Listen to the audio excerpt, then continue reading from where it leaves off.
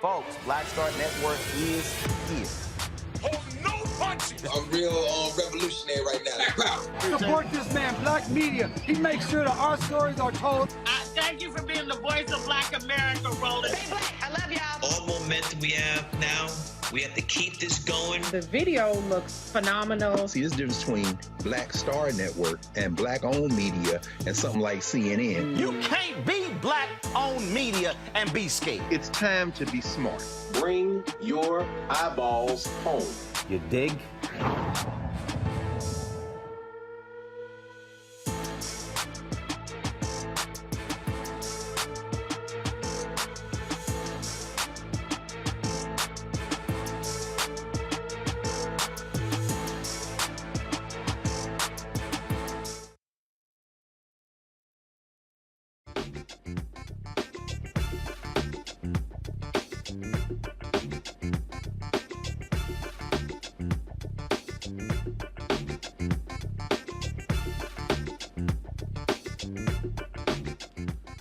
Today is Thursday, July 28, 2022. Coming up on Roland Martin Unfiltered, streaming live on the Black Star Network. The family who says their child was discriminated against at Sesame Place, Philadelphia, they are hitting SeaWorld with a class action lawsuit. We have the family's attorneys on to break down this suit. A new poll shows the issues that concern Black voters the most. We'll speak with Alicia Garza of the Black Features Lab, as well as Mondale Robinson of the Black Male Voter Project, and a mayor of Enfield, North Carolina, to unpack this poll. August 20th marks the day enslaved people first step foot in North America. We'll speak with Houston Congressman Al Green about a bill for Slave Remembrance Day. Also, Vice President Kamala Harris talks about the billions being targeted to underserved communities in New York City. We'll show you what she had to say.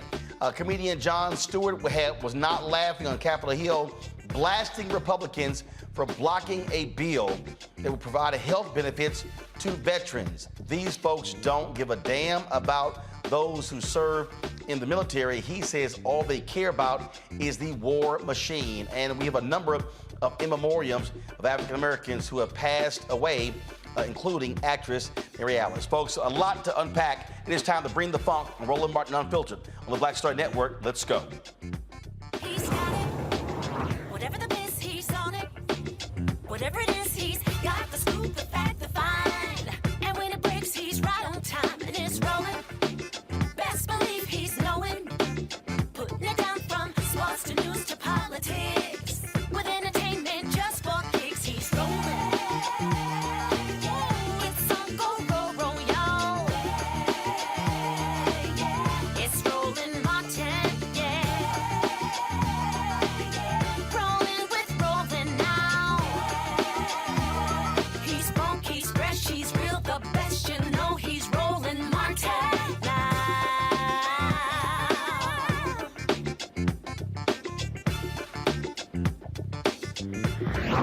Martin.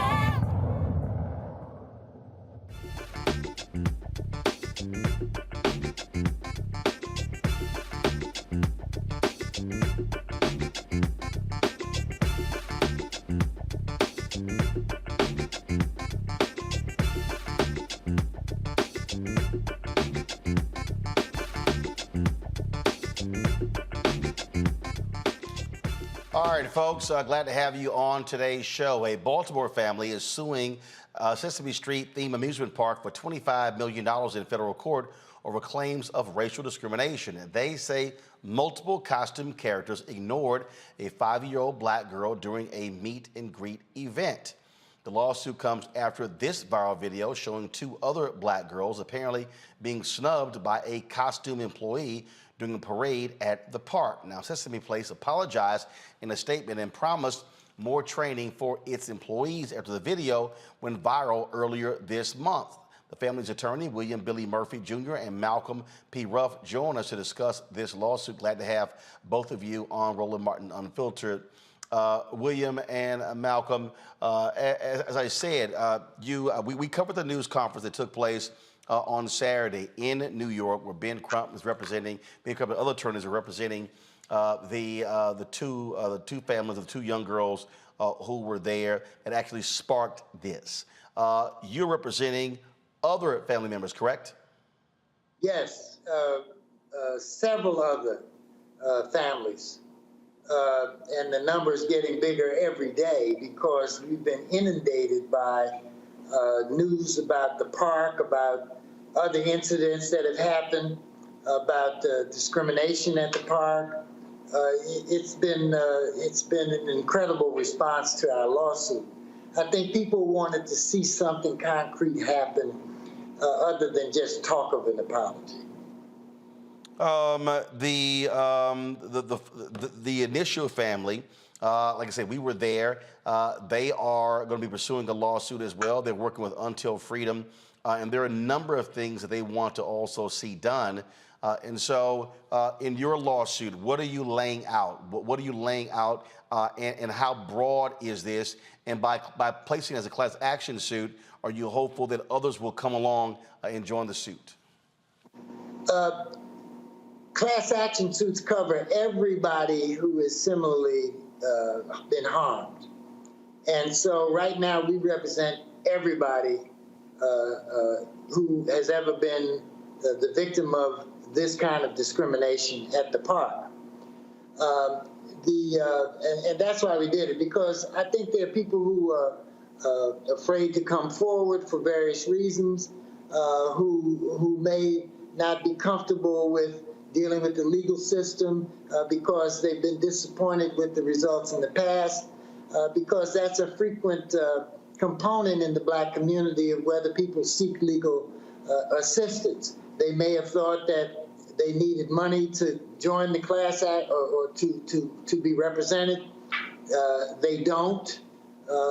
We pay all the expenses up front of everything, and if we don't get a result, you don't have to pay us one dime. So it's been one of those kinds of days. And here's what we want out of it. And first, let me explain the theory of the case. There's a statute that is rarely used. It's the Civil Rights Act of 1866. There are very few lawyers who've ever used it to get relief, but it's absolutely appropriate here. And there are many advantages for using it rather than going the typical route. The Civil Rights Act of 1866 says, among other things, that Blacks have the same right as whites to enter into contracts and to have them enforced.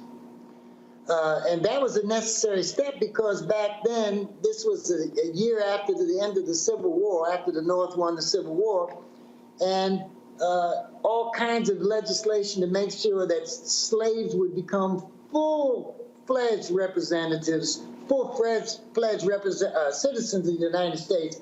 All that legislation was being passed. And up until that time, Blacks had no rights that a white man was bound to respect. And so this statute is kind of laid dormant. But because we do this stuff so much, we immediately thought about it, and it fits like a glove. Here's what it says. If your contract causes you to be treated unfairly because of race, if you have a contract where you want the same thing that white people are getting, like the same access to this amusement park, the same level of service that everybody else gets, if you don't get that, that full measure of service that everybody else is getting, you can sue if it's because of your race. And this is a very powerful statute. And there are some people out there who think that, lawsuits are only about money. Let me tell you what lawsuits really do. Right now, this industry, this entire amusement industry is shaking in their boots. And if you don't think that they're telling all of their top officials, make sure this doesn't happen to us, then guess again. Lawsuits are that powerful. And so just the filing of this suit has caused everyone in corporate America to hit the pause button who deals with the public at large and say, whoa, do we want to be accused of this same kind of conduct? So you better make sure everything is cool down there in terms of your interactions with Black people. You better make sure that you don't do anything resembling anything like this ever again, because we will also be sued. So lawsuits are a very powerful instrument of social change. And so knowing that, we were happy to represent yet another family who had this same problem, and we knew what to do immediately to get the legal ball rolling. So, Malcolm, explain to folks, how does this work? You have these other attorneys out of Philadelphia, along with Ben Crump.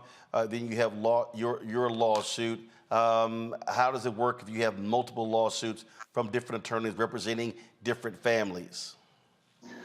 Well, thank you, Roland. It's good to see you again. I would say that we were hopeful that anybody who is an attorney that's working on these cases and may have a client prior to our filing of the class action lawsuit yesterday would cooperate with us and work with us to achieve all of the relief that we're seeking in the lawsuit, including the injunctive relief that we're looking for, the declaratory relief that we're looking for. Again, this is not just about money.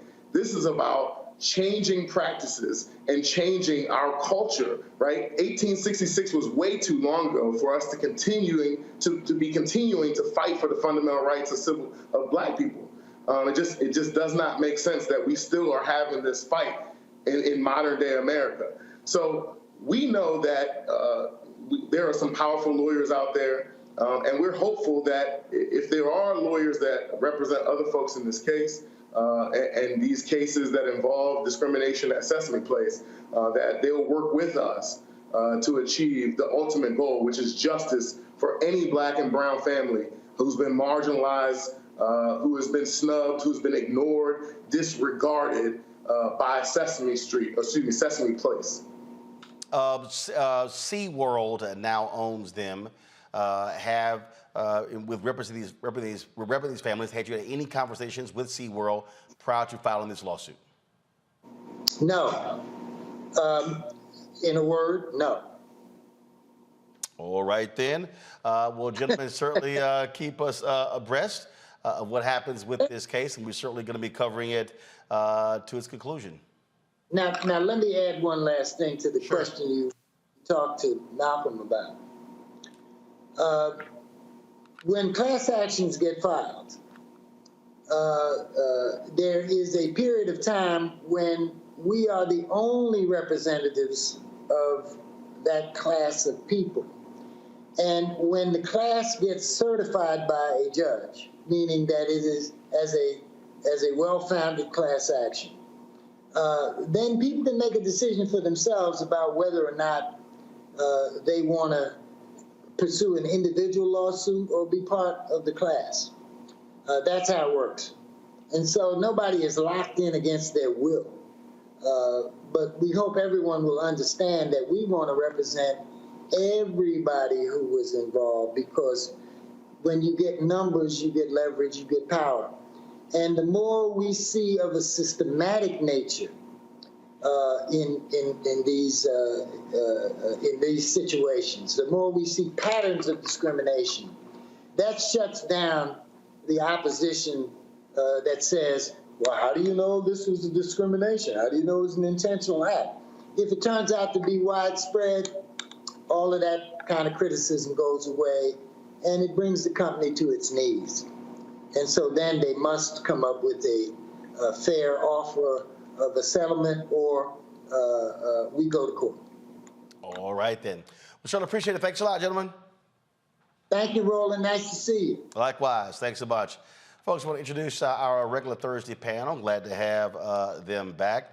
Joining us right now, Erica Savage, founder of the Reframed Brain, Reese Colbert, founder of Black Women Views, Dr. Greg Carr, Department of Afro-American Studies, Howard University. One of the things that I believe here when we talk about not just this lawsuit, but like I said, when we covered the news conference on Saturday in New York City, and I've had conversations with those attorneys until freedom as well. I really think, Greg, that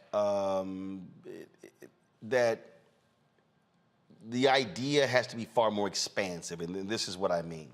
I hearken back to Operation Breadbasket, how they approached these companies. A lot of people I've already seen on social media. We need to boycott. And I have to keep reminding people over and over and over again that if you actually take the time to study Reverend Louis Sullivan's initiative, which they did there in Philadelphia, he presented the idea to Dr. Martin Luther King Jr. King asked him to come down to Atlanta to present the idea to Southern Christian Leadership Conference. They adopted that same plan. That is what became Operation Breadbasket. Boycott was the last thing on the list. There literally was a 6-step process, and I'm going to pull the book out in a second and explain to people what those 6 are. And I really think that people involved in this case and others should study what they did, because it wasn't just filing a lawsuit and you get the clients paid and the attorneys get paid. If you use the Operation Breadbasket model, when they went in, they wanted jobs, they wanted opportunities for black-owned businesses, they wanted money deposited in black banks. I mean, it was far more expansive in terms of how they approached various companies, and I think that's exactly what should happen in this case. Make it far more than just the families who were harmed. They absolutely should be compensated, but really expand this thing in a broader way so it actually benefits Black Philadelphia, Black Pennsylvania, Black America. I couldn't agree more, Roland. Before I say anything else, though, let me thank you, man, as a ex-baseball player, a dyed-in-the-wool baseball fan, and a Jackie Robinson stan. Your coverage of the museum opening was immaculate, brother, including I got to watch that documentary because you streamed it here after Jackie. And I encourage everybody to go back to Black Star Network and watch that documentary. It's a hell of a documentary. My granddad's favorite man was Bob Gibson, brother, and Kurt Flood. It's a great thing. But at any rate, you know, we're in dangerous territory with the Civil Rights Act of 1866. As you remember, as you talked about extensively at the time, this is the same statute which was passed between the 13th Amendment and the 14th Amendment that Byron Allen used to sue Comcast. Yep. And of course, they settled out of court. And the fear was, with this conservative white nationalist federal bench, that they could narrow the protections around race of the Civil Rights Act of 1866, which, you know, I don't want to disagree with Billy Martin. He's a hell of a lawyer, of course, with a long reputation, but it has been used, not enough, but it has been used over the years. And in fact, it has many times been looked to, particularly Section 1981, which is the civil component of the Civil Rights Act of 1866, as a weapon to protect our rights precisely in the way that he outlined. But to your point, now we heard them talk about declarative relief and injunctive relief. I'm sure there'll be a call for punitive damages, although that's where I think we get to have a little bit of a difficulty. And for this reason, when we start thinking about standards of proof, remember the fear in the Byron Allen case was that Byron Allen would not be able to satisfy the but-for kind of formulation, meaning what? But for your race, Comcast would have sold you these channels. Well, we clearly have this right here. We have this evidence, but if you got a class action, what does a but for the race of these children look like if you don't have any visual evidence when you're talking about a class action? Now, that's the legal side. On the public opinion side, of course, I think that's really what they're talking about. You're talking about shaking in their boots.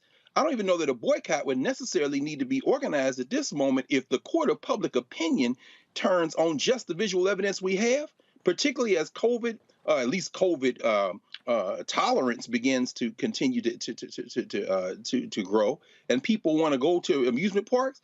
Man, this is a public relations nightmare. Hopefully, they will not go to court, because if it does, I don't know if they can satisfy that burden any more than I don't think Byron Allen could have satisfied it. See, the thing here, Reese, and I'm going to say this again to all the folks who, y'all heard me refer to this book, everybody who's watching and listening, and this was the book, this was written by Martin L. Depp. He was a white pastor in Chicago who was on the executive committee of Operation Breadbasket. This is the book right here. It's called Operation Breadbasket, An Untold Story of Civil Rights in Chicago, 1966 to 1971. A lot of people have talked about Breadbasket, but he literally lays out, because he had the paperwork, he had the documentation. And what they did, Reese, is when they went after companies, they first had something that was called information gathering, where they would actually send information to the company requesting their data on employment, on contracts, things along those lines. Then they would have what is called committee evaluation. And then, for instance, they said early in our negotiations, we established 20% as a minimum demand for African-American employees. And that was based upon the numbers of black folks in Chicago. Then they had negotiation and education, negotiation with the company, but educating their churches about what they were doing. The fourth thing was economic withdrawal, their don't buy campaigns. Then if the company came to an agreement and they would or establish a covenant, they would sign that. Then the sixth step was monitoring. So economic withdrawal was number 4. And I think what is critically important here, if you're talking about Sesame Place, I think what the lawyers should do, and Until Freedom should do, the folks involved, is expand this to say, we're not just going to look at you, Sesame Place, we're going to look at your parent company, SeaWorld. We want to know about black board members. We want to know about black senior executives. We want to know about black junior executives. We want to know what black companies are you actually providing contracting opportunities with. We want to know what HBCUs are you working with. We want to know, are you depositing money in black banks? And so you use this opportunity not just to focus on the incident, but then you go within this company and then you basically say, no, we're gonna lift the hood up to look at everything, and you make that all a part of your negotiations. Well, yeah, I think that's an ideal approach, but I think more than likely what we're looking at is a bunch of pissed off parents who are realizing that their kids were a part of a pattern of discrimination and racist behavior. So hopefully, with the organizations that are involved and the attorneys that are involved, they will go beyond just punitive damages for the particular children that experience this wrongdoing. But, Roland, I would defer to you, and I will certainly defer to Dr. Carr in terms of the strategy and legal strategy behind that. But I will say, I'm just happy to see black people getting a little bit more litigious, because whether or not it goes to court and a trial and all that kind of stuff really usually doesn't go that far. But the threat alone, I think, is very powerful. And I think we also have to recognize, when it comes to things like economic withdrawal, we live in a different era of information sharing. I know for me, if I see one bad Yelp review, I'm like, what, maybe I'm not going to try that place out. And so, people are a lot quicker to kind of hold their fire or find someplace else to patronize than back then, where there was a little bit more of, okay, we have to inform our folks. We have to launch a campaign so that people know not to go there. Now you see Instagram, you see Twitter, and you're like, oh, no, I'm staying away from there. So I definitely think that the fallout is rather immediate in terms of the impact to these corporations, and that's why they are shaking in their boots, and that's why they aren't taking the typical tack that they do in trying to, completely deny it. But I do think it's a goddamn shame that you have to bias train people dressed up as Sesame characters to not be racist towards black kids. That's a damn shame. So this is why I am in favor of expanding this, because I think when you hit somebody, Erica, I believe you hit them, and you hit them hard. First, a lot of people out here, when they heard Sesame Place, they actually said, oh, Sesame Street.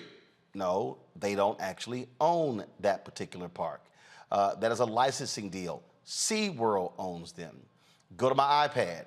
These are the other SeaWorld properties: SeaWorld Orlando, SeaWorld San Antonio, SeaWorld San Diego, Discovery Cove, Busch Gardens Tampa, Busch Gardens Williamsburg, Pennsylvania, Sesame Place Philadelphia, Sesame Place San Diego, Aquatica Orlando, Aquatica San Antonio, Adventure Island, Water Country, USA. To me, Erica, when you go to SeaWorld, you make it perfectly clear. SeaWorld, you're putting all of this in jeopardy if you don't fix what took place at Sesame Place. That, I guarantee you, from a corporate standpoint, they begin to shake in their boots when all of a sudden you make this a SeaWorld thing and not just a Sesame Place, Philadelphia thing. Right. And the reporting that I've read thus far about SeaWorld is that they have been well aware of these racist practices amongst their employees for quite some time now. So they're going back to 2018 to connect with anyone who's been in any type of discriminatory or has been subjected to discriminatory behavior on part of their employees. So what that says to me is that SeaWorld is really living the Americana dream, that they are absolutely participating in the legacy of race, the legacy of discrimination as established by this country thus far, and have employees that are not yet named for employees that don the costumes of Ernie, of Elmo, of Telly the Monster, and of Abby Cadabby, and that this is what they've been doing for quite some time. So, to me, and not trying to step on anyone that conducts DE&I training, not to step on their bag, but to me, this is not something that diversity, equity, and inclusion training is going to solve. Hell no. This starts at the top. Exactly. This starts at the top. Reese said, it's a damn shame that bias training would even have to be offered for folks that are donning costumes, but this has been the legacy of this country forever. If not a Klan robe, it has been in their plain clothing that they have made it very much so their inferiority complex lens to ensure that Black people, indigenous folks, felt less than. So I think when we kind of go back to corporates shaking in their boots, if they really were shaking in their boots, then this would not be their practice. I think that they're shaking because the light has been shined on it. Now, let's see how long this will continue. This campaign for them to clean up their act will continue. And I think that the strategy that you laid out, Roland, with regard to the breadbasket strategy some decades ago would be excellent to do. But do people have the actual longevity? Do people have the patience? Do people have the actual capacity to actually engage in that type of marathon when it's not going to be some type of immediate satisfaction?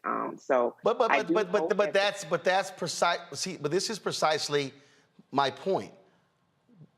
Because here's the deal: we have seen stories like this for quite some time, and what happens is folks like, man, don't go there. We need to boycott. You know what they do? They wait. And they go back. They wait. They wait for us to die down. They wait for the emotion to go away. They make some, see, again, when you mentioned the whole DEI thing, I don't even want to hear DEI. No question. I don't want, the answer ain't hiring some DEI consultant, because the reality is, and in fact, Carol, let me know when we're going to have a sister on, a sister who's a longtime DEI person. She actually talked about how that, frankly, was a failure. And most of these DEI positions are bullshit. They got no budgets, they got no power, they got no staff, they got no P&L responsibility, and all it is frankly, somebody Black, somebody Hispanic, or somebody who's white and gay, who gets hired in the DEI position. They get a salary of $200,000, $250,000. They're good. They have an assistant or a secretary, and then that's it. And so I need our people to don't even fall for the DEI okie doke. What I'm talking about here is this is one of those opportunities where I want us, and this is where Black media, also Black-owned media, comes in, where we have to, again, expand folks' thinking. Go to my iPad, please. Folks, SeaWorld is a publicly traded company. It is a publicly traded company. Now, I don't want to, I'm not even going to use, y'all know how I got a flat out opposition to anything Kardashian on this show. So I'm not going to use them, I'm not going to use what they recently did with Instagram as the example. But when Rihanna spoke out against changes Snapchat made to their app, this is probably a couple of years ago, they lost $3 billion in value. You know what they did? They changed that shit because they saw what was coming. And so What I am saying, and this is why I'm looking at the breadbasket model. Yes, the lawyers are doing what they're doing and they should be doing. Yes, they're representing the families. But as we covered in that news conference on Saturday, numerous families have come forward with their own videos. This is now becoming a systemic thing. This is the opportunity to now say to SeaWorld, play games with us, we're gonna tank your stock. Go to my iPad, you see it right here. SeaWorld stock closed at $40.82 today. Listen to me, folks. You organize this thing properly and you knock SeaWorld stock from $45.82 to $40, and you knock it down to $35, and you keep this thing in the headlines, guess what? You're not gonna have to worry about, to Greg's point, going to court and the court's ruling. They're gonna say, shut this thing down, resolve this issue, get it out of the headlines. And so what I am saying to all involved, use this opportunity in a much bigger and broader way. So when we've been talking about Black economic social justice and where's our money, this is a way to say, use the moment to fix a larger issue and a broader issue. And I just hope the folks involved actually do that. But can I also say that can we at least be united on at least recognizing the harm that was done to these children? Because I saw a lot of comments in the wake of the first video that people were saying, well, they can't say hi to every kid ain't gonna get a hug, and but them kids was over the line, and finding ways to minimize it. And it wasn't until 4 or 5 other videos came out that some people started to back off of that. It shouldn't take dozens or several videos for us to believe Black people the first time they say that something is racist and that there is mistreatment. And to Erica's point about the stamina and the attention span, I think so often we don't even back each other up, even in the short term. And then as soon as somebody sees somebody's getting some money, then the people really start to hate. So I just hope that at a minimum, people can remain united around these families, and to your point, Roland, expand the scope of what they're looking for. But Alicia, here's the deal. I think the reason what you just described has happened is because when people engage in these efforts, they didn't do the homework. Again, if you only go for the quick hit, it's the equivalent of people only holding the news conference but having no plan of action on Monday, and then Tuesday, and then Wednesday.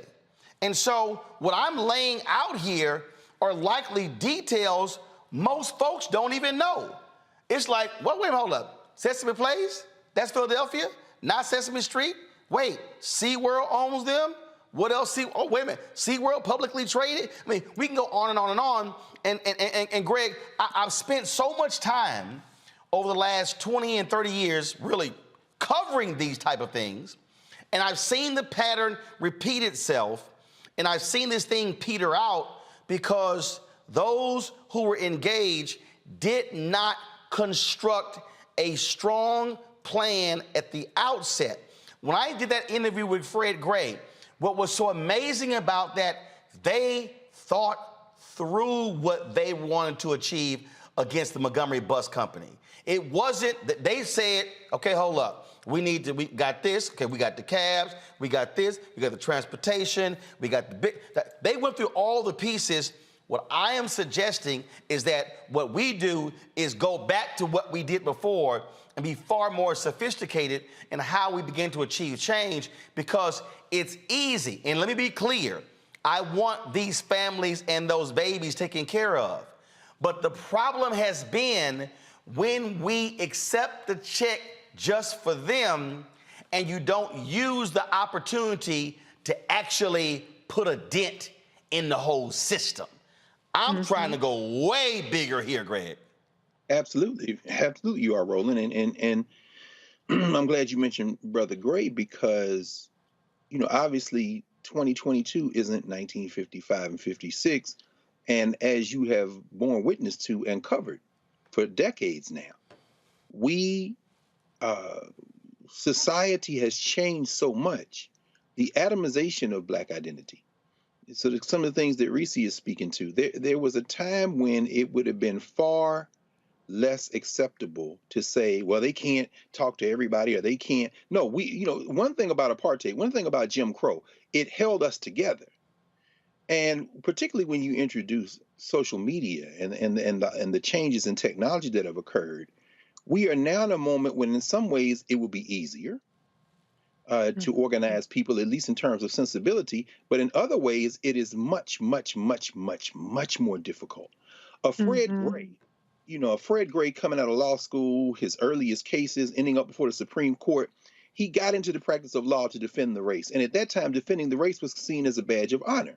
And as you have walked us through many times, whether it be the Chicago Defender, the Pittsburgh Courier, the Amsterdam News, or the Norfolk Journal Guide, or wherever, the black press, the black media also had that objective.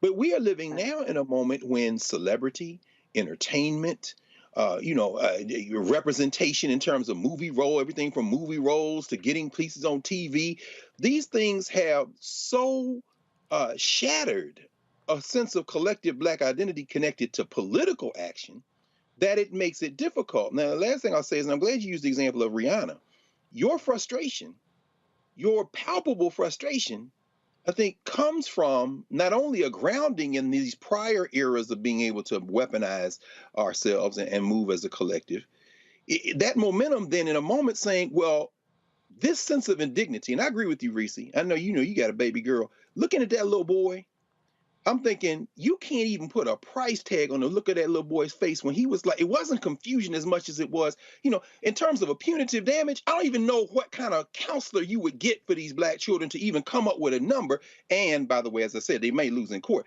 But Roland, that palpable frustration, if Billy Martin and them had called a press conference and said what you just said, Sesame Place, I know you had no, SeaWorld, in fact, all entertainment complex. We have a message for you. SeaWorld, you now represent because Busch Gardens, black folks saying, look, go to Busch Gardens. I'm saying, so you say, we coming for all of y'all. And then lay out that breadbasket steps.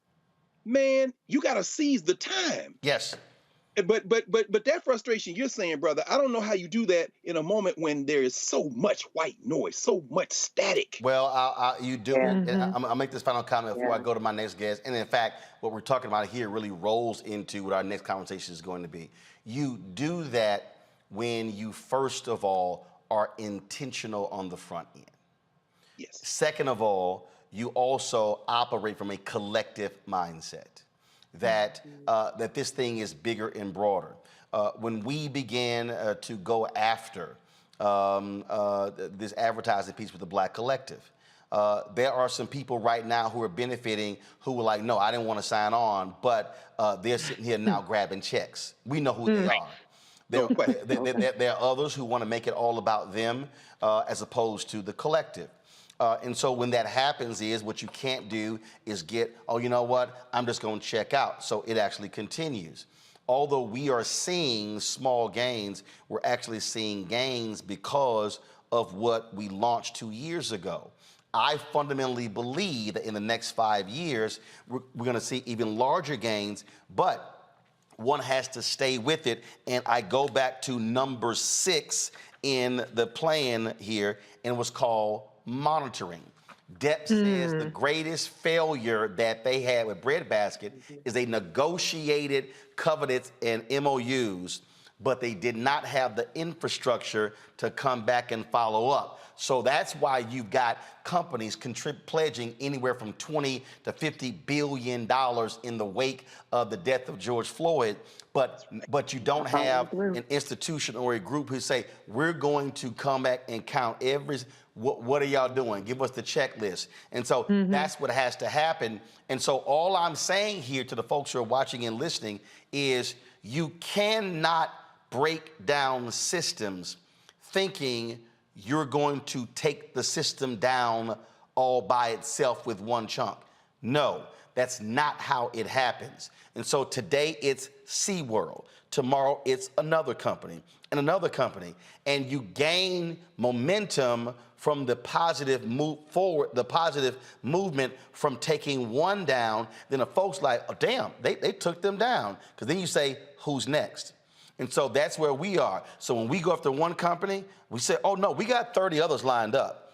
We coming for y'all too. When we go after one agency, we coming for y'all too. And so we've served notice. There were a couple of black folks who I called out publicly by name, and I understand that they're really upset with me because I called them out by name. Well, your ass should have done right by us. Right. So had you done right by us, I would have praised you. That's right. But your ass didn't do right by us, so I called you out. This real simple. I can praise you, I can call you out. My motto ain't changed. If you do good, I'll talk about you. If you do bad, I'll talk about you. At the end of the day, I'm gonna talk about you. And so that has to be the standard, and we have to ensure that we are thinking much bigger and broader. And so we're gonna continue talking to Billy and those set of attorneys, Ben Crump and the others, and Until Freedom, because trust me, this goes way beyond just those two little girls and those families and Sesame Place. This is this entire system and how they treat black people. When we come back, we're gonna talk about what do black people want? What are the issues they care about? You keep hearing folks say reparations is number one, people say education is number one. Well, our next guest, they literally did the work to survey thousands of black people, and this wasn't no small sample. We'll break it down for you right here on Roland Martin Unfiltered on the Black Star Network. Don't forget to support us in what we do. If you're on Facebook and YouTube, hit that damn like button. I shouldn't have to ask again. We should easily be at 1,000 likes. Hit the like button, share it, pass it on. Also, download our Black Star Network app. Why we want you to do that? Because we want to be to the day where we don't have to be on YouTube and Facebook and LinkedIn and Twitch and Instagram. We can drive our people to a black-owned OTT network. Apple phone, Android phone, Apple TV, Android TV, Roku, Amazon Fire TV, Xbox One, Samsung Smart TV, and of course, join our Bring the Funk fan club. Of course, every dollar you give goes to support this show. This allows us to be able to travel this country to cover the news that matters. Checks and money orders to P.O. Box 57196, Washington, D.C. 20037-0196. Cash App, $RM Unfiltered. PayPal is R Martin Unfiltered. Venmo is RM Unfiltered. Zelle, Roland at RolandSMartin.com. I'll be right back.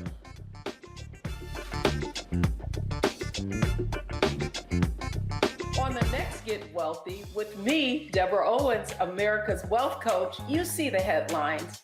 All frightening, right? Interest rates are going up. The recession is on the way. The stock market is up and down. But you know what they say, scared money don't make money. That's why I'm excited on our next Get Wealthy to have a conversation with someone who has written a new book, Fearless Finances, and she's going to share exactly what you need to do to secure your bag regardless of the ups and downs of the economy or the stock market. Oftentimes you can start with as little as $5. That's right here, only on Get Wealthy on Black Star Network. Pull up a chair, take your seat. The Black Tape with me, Dr. Greg Carr, here on the Black Star Network. Every week, we'll take a deeper dive into the world we're living in. Join the conversation only on the Black Star Network. Hi, y'all doing? It's your favorite funny girl, Amanda Seals. Hi, I'm Anthony Brown from Anthony Brown and Group Therapy. What up, Lana Well, and you are watching Roland Martin Unfiltered.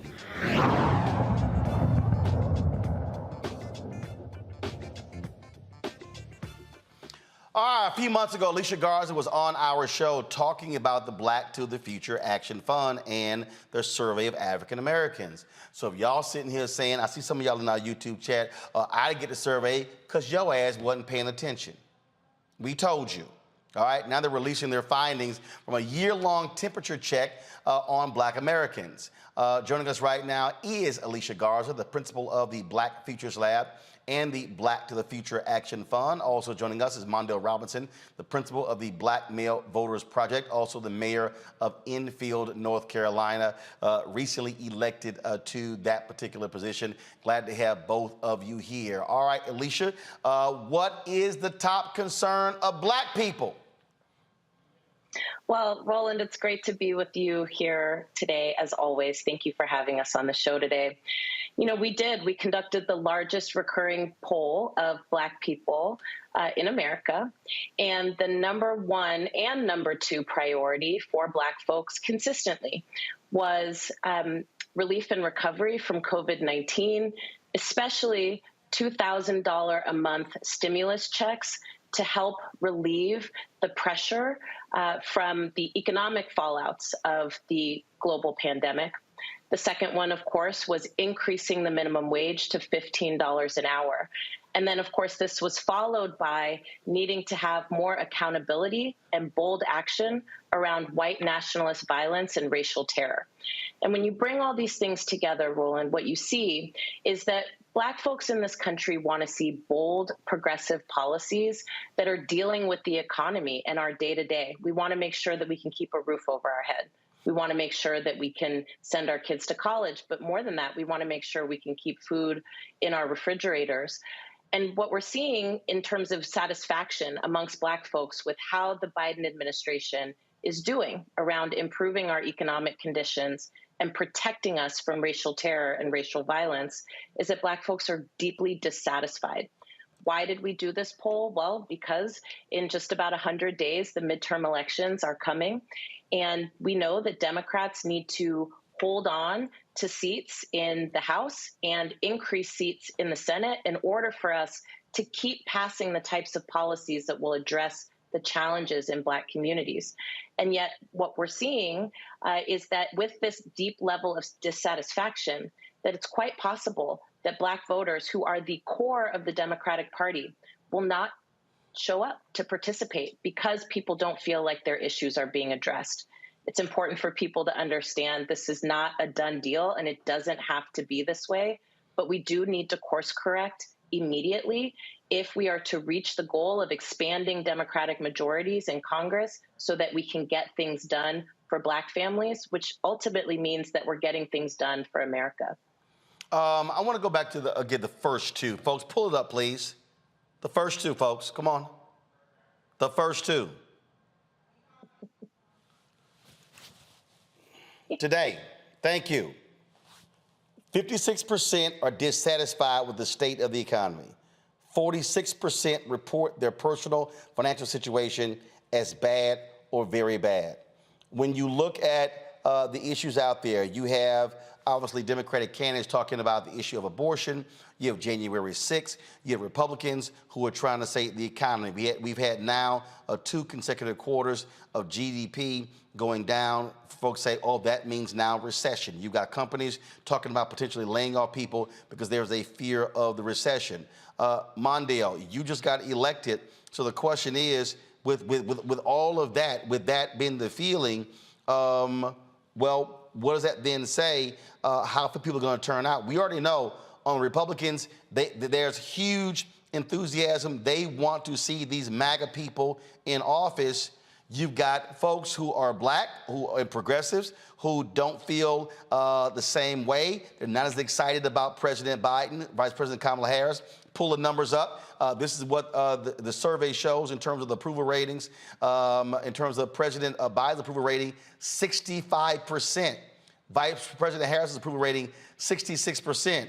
If you are a Democrat and those are your numbers, you are DOA. So, Mondale, what should these politicians be saying to Black people between now and November?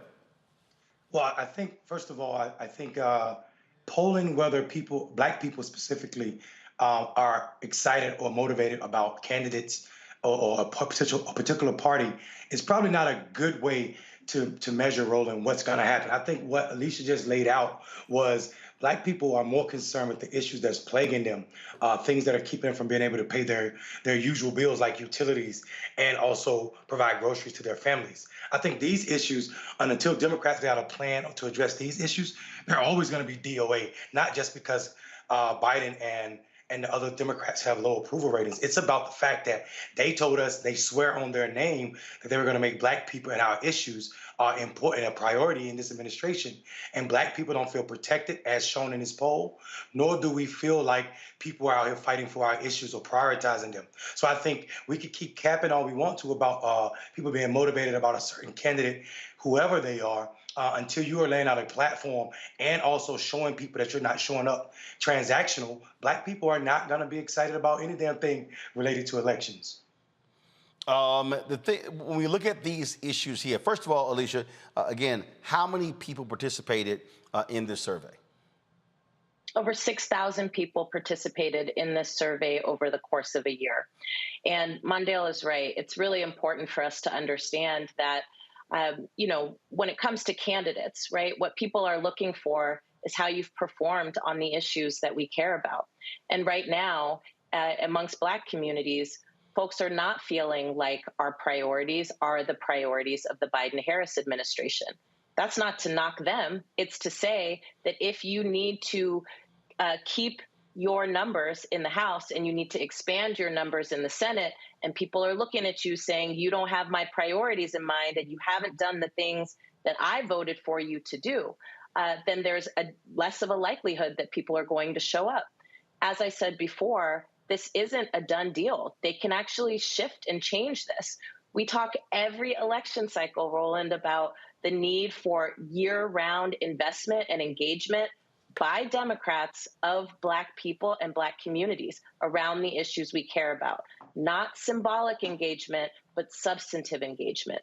We talk a lot, Roland, each time I'm on, about the ways in which the primary strategy of the party has been to chase white suburban voters and actually move towards the issues that they care about. Of course, there was a big frenzy this week about President Biden's budget proposal, which was released, of course, earlier this year, but he just actually started to shop it around the country, the Safer Communities Act, which is essentially quite reflective of what we saw in 1994 with the crime bill. These are the types of things that make Black voters feel, right, as if we're not being protected, as if our concerns are not being prioritized. And when we start to chase the issues of communities who are, quite frankly, fickle friends to Democrats, as opposed to putting at the center the needs and the priorities of the strongest base of the party, you can understand why there would be a concern about whether or not your strongest base is actually going to turn out for you. So if that's your goal, you need to shift strategy. And that is why we did this poll. So today, the House passed a CHIPS bill that deals with manufacturing semiconductors, a $280 billion bill. The thing that immediately jumps out to me, Mondale, is like, okay, those are, quote, subsidies. If this was another conversation, we'd be calling that welfare. Welfare. So the first thing that jumps out at me is, okay, who benefits from this? Who's the money going to? What major companies? Do those companies have HBCU initiatives? How is that money getting to Black folks as well? $280 billion. Again, to me, if you're the White House, you might want to be explaining that. How's it going to impact communities or small towns like yours in North Carolina? How's it going to impact African Americans? How's it going to impact inner cities? How will it impact HBCUs? Because you don't want it to simply, it seems as if, oh, it's going to benefit these major Silicon Valley companies and it's going to benefit the oracles of the world when you have Larry Ellison who believes in the big lie and is backing Donald Trump. Yeah, listen, I think Alicia was playing nice on your show with your listeners when she called them fickle friends. White suburbans are not Democrats' fickle friends. They are Republicans. And we just got to say that. It's not just rural people that are southern rural people that are conservative voters. The Democrats have not won the majority of white voters in this country since the 60s, and they're never gonna do it again as long as they're playing politics about progressive issues, even if they're doing it in a light manner. What I will say, though, is just like this chip bill, there's no checks on where that money is going to go and who's going to get it. Most likely, none of it or very little of it will end up in Black communities or benefiting Black people. And the reason the Biden administration isn't or can't talk about it is because they didn't think about it when they was writing that bill. Like you said, they weren't intentional about ensuring that Black people benefit from this $280 billion they're about to spend with some of the richest people in this country. Furthermore, we still got some checking to do and finding out where funds are spent from COVID relief. We know that a lot of these resources already went to police departments around this country. Some of it was supposed to be to benefit rural communities. We got to address where that money is. Who's checking on that? You were talking in your last segment about having the resources to go back and check on that. I think Alicia Garza and the team over at Black to the Future Action Fund have started that conversation, but we need to get real serious about figuring out who is receiving all these funds that supposedly are to benefit Black people. And the reason I'm talking about rural Black people so often is because in Black spaces in the South, we are overpopulated in rural spaces. We are 33% of that population. So that's more than our national average. So people need to really think about what's happening to rural people and how we're being ostracized, especially from resources, especially when you're a Black person. The survey also shows 73% support progressive measures on abortion rights, 85% favor Congress authorizing $2,000 monthly COVID-19 relief checks for every American until the economy recovers. And so that's also what it says there. I got questions for my panel. First off, Erica, I'll start with you. Yeah, so thank you, Alicia, and congratulations to you, Mayor Robinson. And I was kind of interested in a bit of both of what you said with relationship to the SAFE Act, that there has been some disinformation around what that bill actually contains. And my good sis Reese, who's on the panel as well, does a lot of work around disrupting disinformation. Have you, both of you, have you all seen in your respective places where disinformation, even withholding those that represent the Democratic Party to court for what they have said that they're going to do for folks who have voted for them, have you all seen an infiltration of disinformation, even with information that you all have been putting out? And what are some measures that you are both taking in your respective places to help combat them, especially with the Safer Communities Act, where there's some disinformation about that being parallel to the 1994 crime bill? Well, I'll start off and just say that there are some deep concerns, and those concerns are valid. And part of the way in which disinformation is able to spread and proliferate as it is and as it does is because there is such a gap between engagement and investment in our communities, that in that gap, what gets inside, right, are operatives and people who don't have our best interests at heart or in mind. And they're able to take a grain of truth, right, and turn it into something that it is not.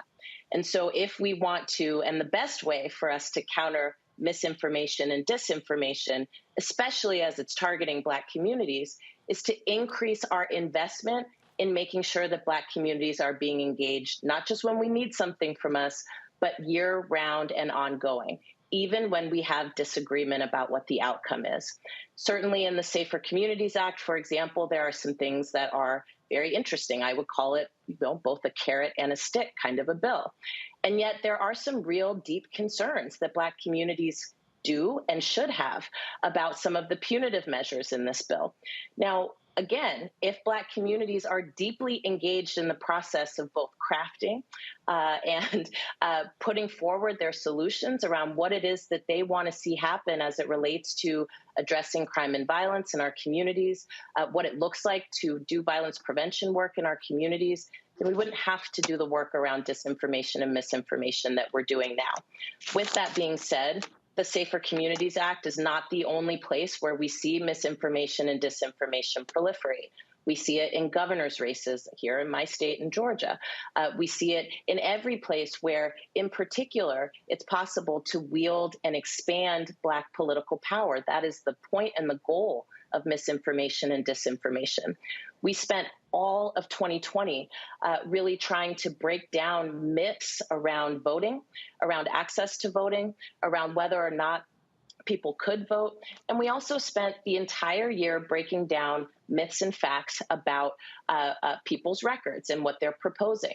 I think we've got to find a healthy tension, right, between what we think the appropriate measures are and can and should be around addressing some of the most prolific and ongoing challenges in our communities.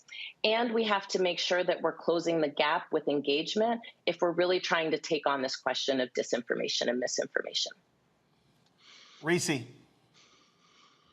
Thank you. Erica covered the disinformation part. I actually am very familiar and I deeply respect the work of the Black Futures Lab and the Black Voter Project.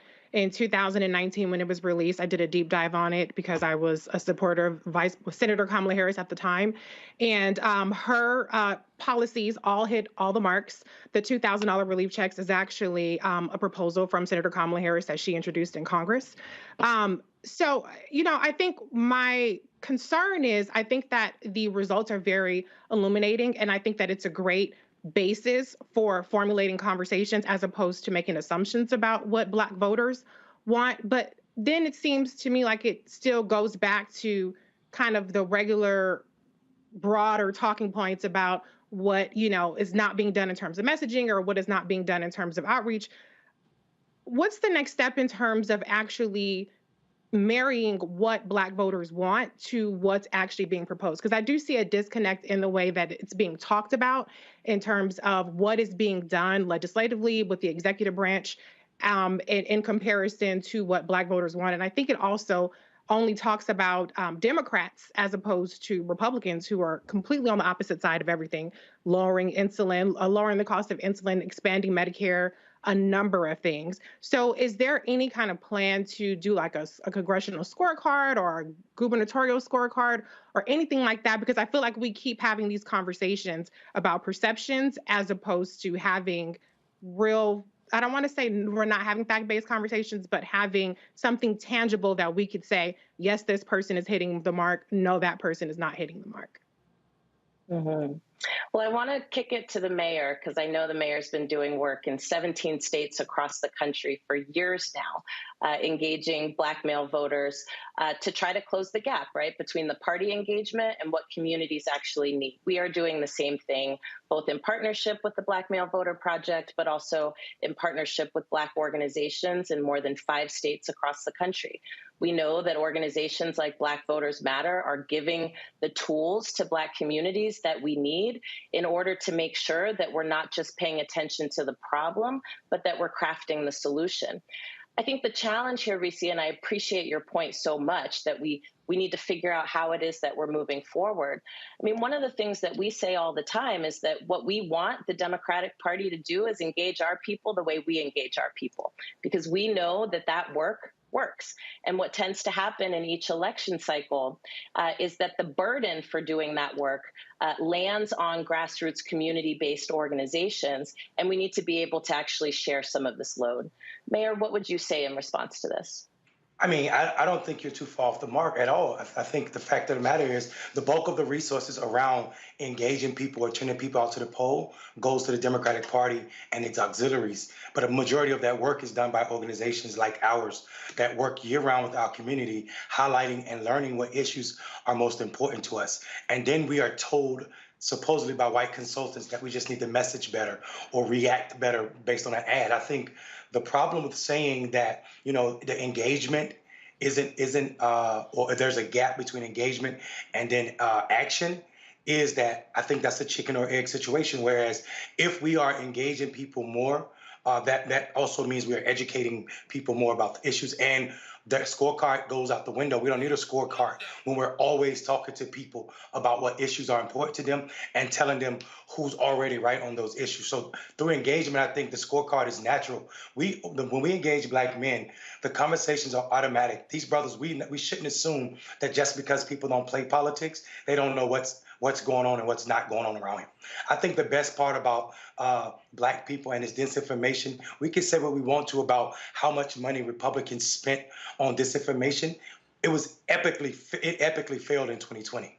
And we saw that. We saw a record number of people coming out to vote. We saw Black men who were old enough to vote for Barack Obama but didn't come out and vote in primary election seasons and states, even when the Democratic nominee for president had already been named, which means these people were not motivated by statewide or federal candidates. They were motivated by local candidates, nonpartisan races, and also issues that were super important to them. And I think the Democratic Party continues to miss that part. It's not to say that the Republicans aren't your opponent. It is to say that I will stay at home if you continue to ignore me. And we saw that this election cycle in 2022 in Georgia's primary, where we lost 7% of the Black voters. Greg. Thank you, Roland. And Thank you, Sister Garza, and thank you, Brother Mayor Robinson. I really, listening to Reese and listening to Erica, don't know that I have anything other than to ask what we need, not just what you need at the Futures Lab, the Black Male Voter Project, but this is a Black-owned network. It's trying to punch through the noise. And, during COVID, everybody was at home who could be at home. Many of our people had to work, obviously, but versus streaming, everybody's locked in. But now, this blitz, I live here in the DC area, and developers carpet bombed voters with all types of ads to try to stop progressives from getting in. How do we, I guess it's kind of a two-sided of the same question.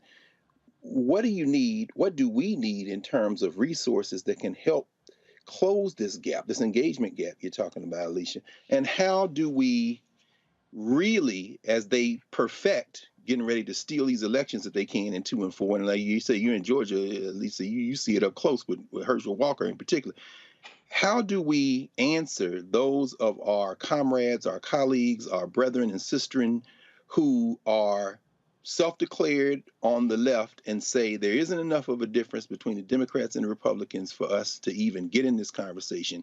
And in some ways, that's being used to kind of stoke Black voter apathy. But what do we need? Is it more resources? Is it more networking? It just seems like we're getting carpet bombed by these billionaires and all this money trying to just create confusion. And some of our people seem to be abetting it, albeit with the best intentions. Mm-hmm. I'm really glad that you asked this question, and I think it is absolutely the $1 million question. There's a few things I would offer here. Number one, those of us who know better need to jump in our cars. We need to get next to an organization that is knocking on doors and trying to reach people that aren't being reached. And why that is important is not just to expand the capacity of these organizations that are taking on Herculean tasks, but it's also to just stay connected to what real people who don't play politics but are political are really talking and thinking about. The fact of the matter is elections do matter. And we talk about this all the time when I come on this show. And this is a place where Uncle Roland and I come together without fail. Elections do matter, and they don't just matter in terms of what's happening in the White House and in Congress, but it matters in terms of what's happening in your neighborhood. Mayor Robinson mentioned earlier that we have been doing a range of FOIA requests to try to understand better where the COVID-19 relief and recovery dollars are going. And what we're finding in the 5 states that we're targeting, California, Louisiana, Wisconsin, Georgia, and North Carolina, is that upwards of 40% of those dollars have gone to law enforcement efforts when they were supposed to go to housing and eviction relief. Right. They were supposed to go to education. They were supposed to go to economic relief.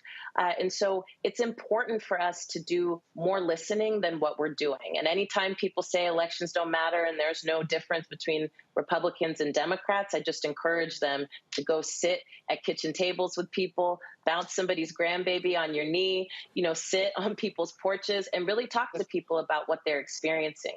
Second thing I would offer here is that I think what we need to focus more on, the left is going to do what the left is going to do, and I consider myself to be a part of it, and I can tell you this is a place where we diverge. But where I think we really need to be focused on is, people for whom they feel like everybody's left them behind. And that's really the place where we can dig in and make a difference. In our organization, we are doing scorecards. You will be able to go on our website and develop a voter guide based on the issues that you care about. We want to make sure people have the tools they need when they go to the polls, but we also want to make sure that our communities have the tools we need to change the rules and make the rules. We are also doing a Black Census project where we're surveying 200,000 Black people before October 31st about what it is that we deal with every day and what we want to see done about it, so that we can have a legislative agenda that we're moving beginning in the next cycle in January of 2023. So I think what we need to continue to do, right, is stay focused on the prize. We are going to continue to push to make sure that there is investment and engagement from the party, that Black folks uplift and basically make what it is. But it's also important for us to just stay engaged on the ground. Mayor, what would you say? I would say everything you said, plus we got to stop referring to the Democratic Party like it's something in the third person. That's our party. We are the power behind the Democratic Party. They don't win elections without the Black vote. So to say the Democrats are messing up, what we need to say is the money behind the Democratic Party need to start demanding more listening from Black people and of Black people, because that's our party. If the Black people sat out that party, it doesn't exist at all. And I think too often we don't recognize the power in owning what's ours. That's the first thing. The second thing I would say is usually when people are saying that there's no difference between Democrat and Republican, they're trying to say I don't understand what's going on and not feel like they are ignorant. So it's our job to hear that, like Sister Alicia said, make sure we're listening properly, because that's a red flag to say this person needs more information about what's happening in their community, what's happening at their state level, and also nationally, because you can't see these two parties and say there's not much difference unless you're just looking at Joe Manchin. But what I would say that there's a ton of stuff that we can do on talking about Black people. There's Black resources in our community that's not being spent with Black organizations. We know some Black people have the ability to give, and they rather give to the party than give to our organizations. I think that is a worse of return on investment you can do. Giving your resources to the party is a bad idea. Those resources should be going to organizations that talk to Black people year round, that are trusted messengers, that understand what's important to our community, and have already figured out holistically what's necessary to move voters from the sideline to the poll. And I don't call people sporadic voters, because it lets the party and all of its auxiliaries off the line, when in actuality, we know when you spend more resources on voters or people, they're more likely to become super voters. So they're less invested in, so we call them low investment voters, not sporadic. And I think Black people make up the bulk of the low investment voters, whereas the white people in the Democratic Party, even those that look like us, sometimes think white when they want to go chase these conservative-leaning Republicans or Republican-like Democrats. And I mean that because if you listen to the talking points about critical race theory all through 2021, it cost us everything in Virginia, because we were talking to Republicans and we weren't talking about the issues that were plaguing Black people, i.e. the economy, i.e. the loss of that $2,000 monthly check, i.e.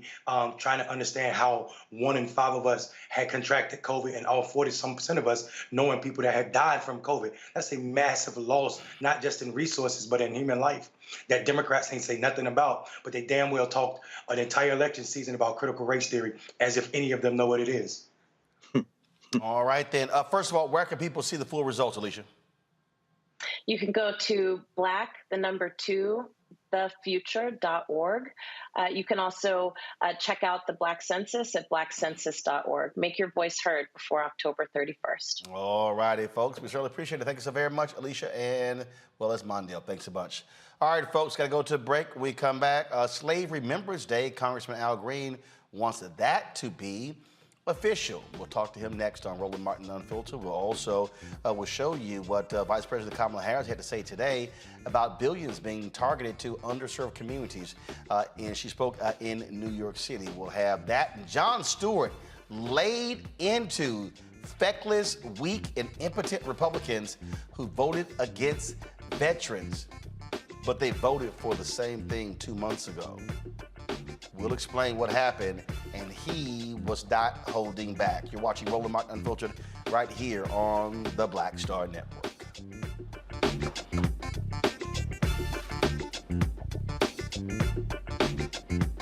Hi, I'm Dr. Jackie Hood Martin, and I have a question for you. Ever feel as if your life is teetering and the weight and pressure of the world is consistently on your shoulders? Well, let me tell you, living a balanced life isn't easy. Join me each Tuesday on Black Star Network for A Balanced Life with Dr. Jackie. We'll laugh together, cry together, pull ourselves together, and cheer each other on. So join me for new shows each Tuesday on Black Star Network, A Balanced Life with Dr. Jackie.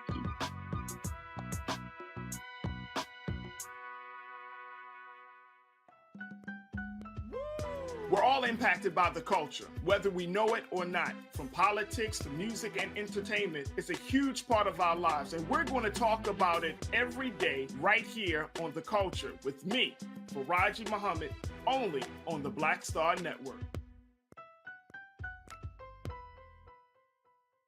Hey, I'm Cupid, the maker of the Cupid Shuffle and the Wham Dance. What's going on? This is Tobias Trevelyan. And if you're ready, you are listening to and you are watching Roland Martin Unfiltered.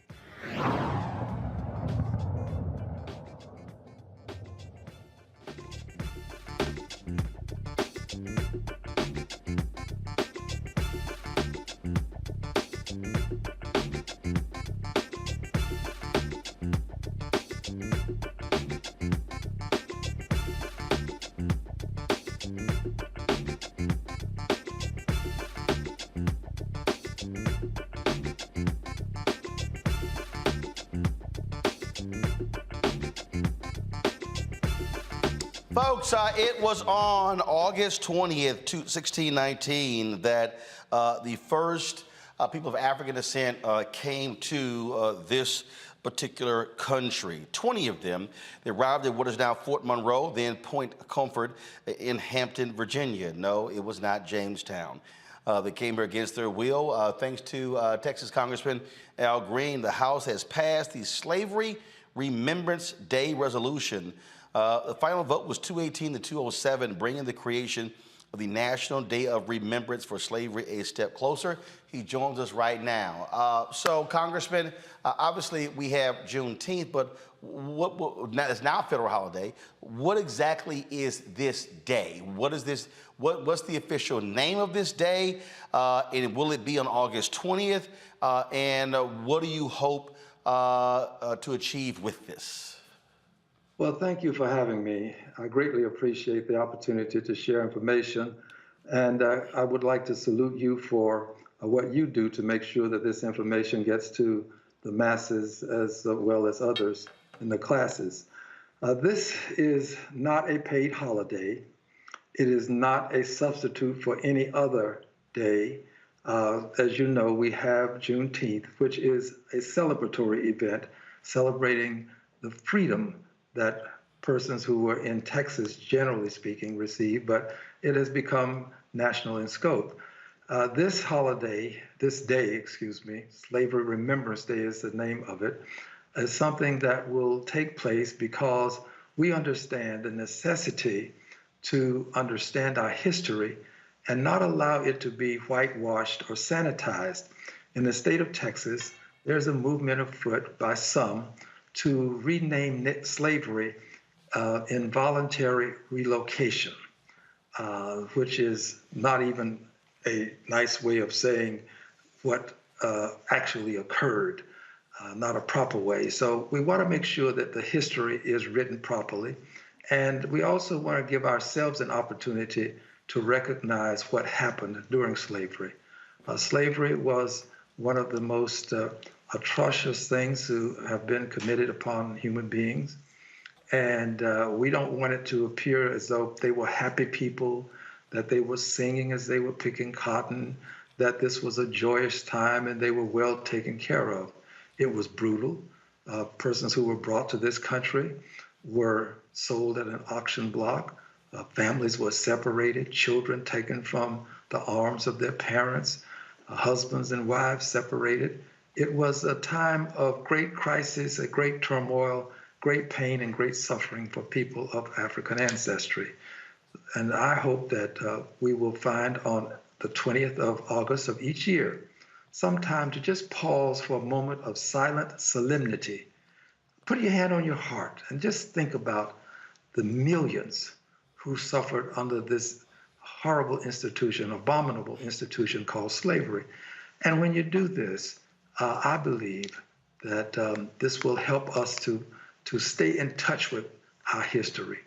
This is not all of it. This is the beginning. There is much more to be said and done. Clearly, you got no Republican support for this bill. So what are its chances in the United States Senate? And what do you want our folks to do? Do you want folks to be picking that phone up, calling, hitting folks up? So what do you want to be done? Well, this is historic. Make no mistake about it.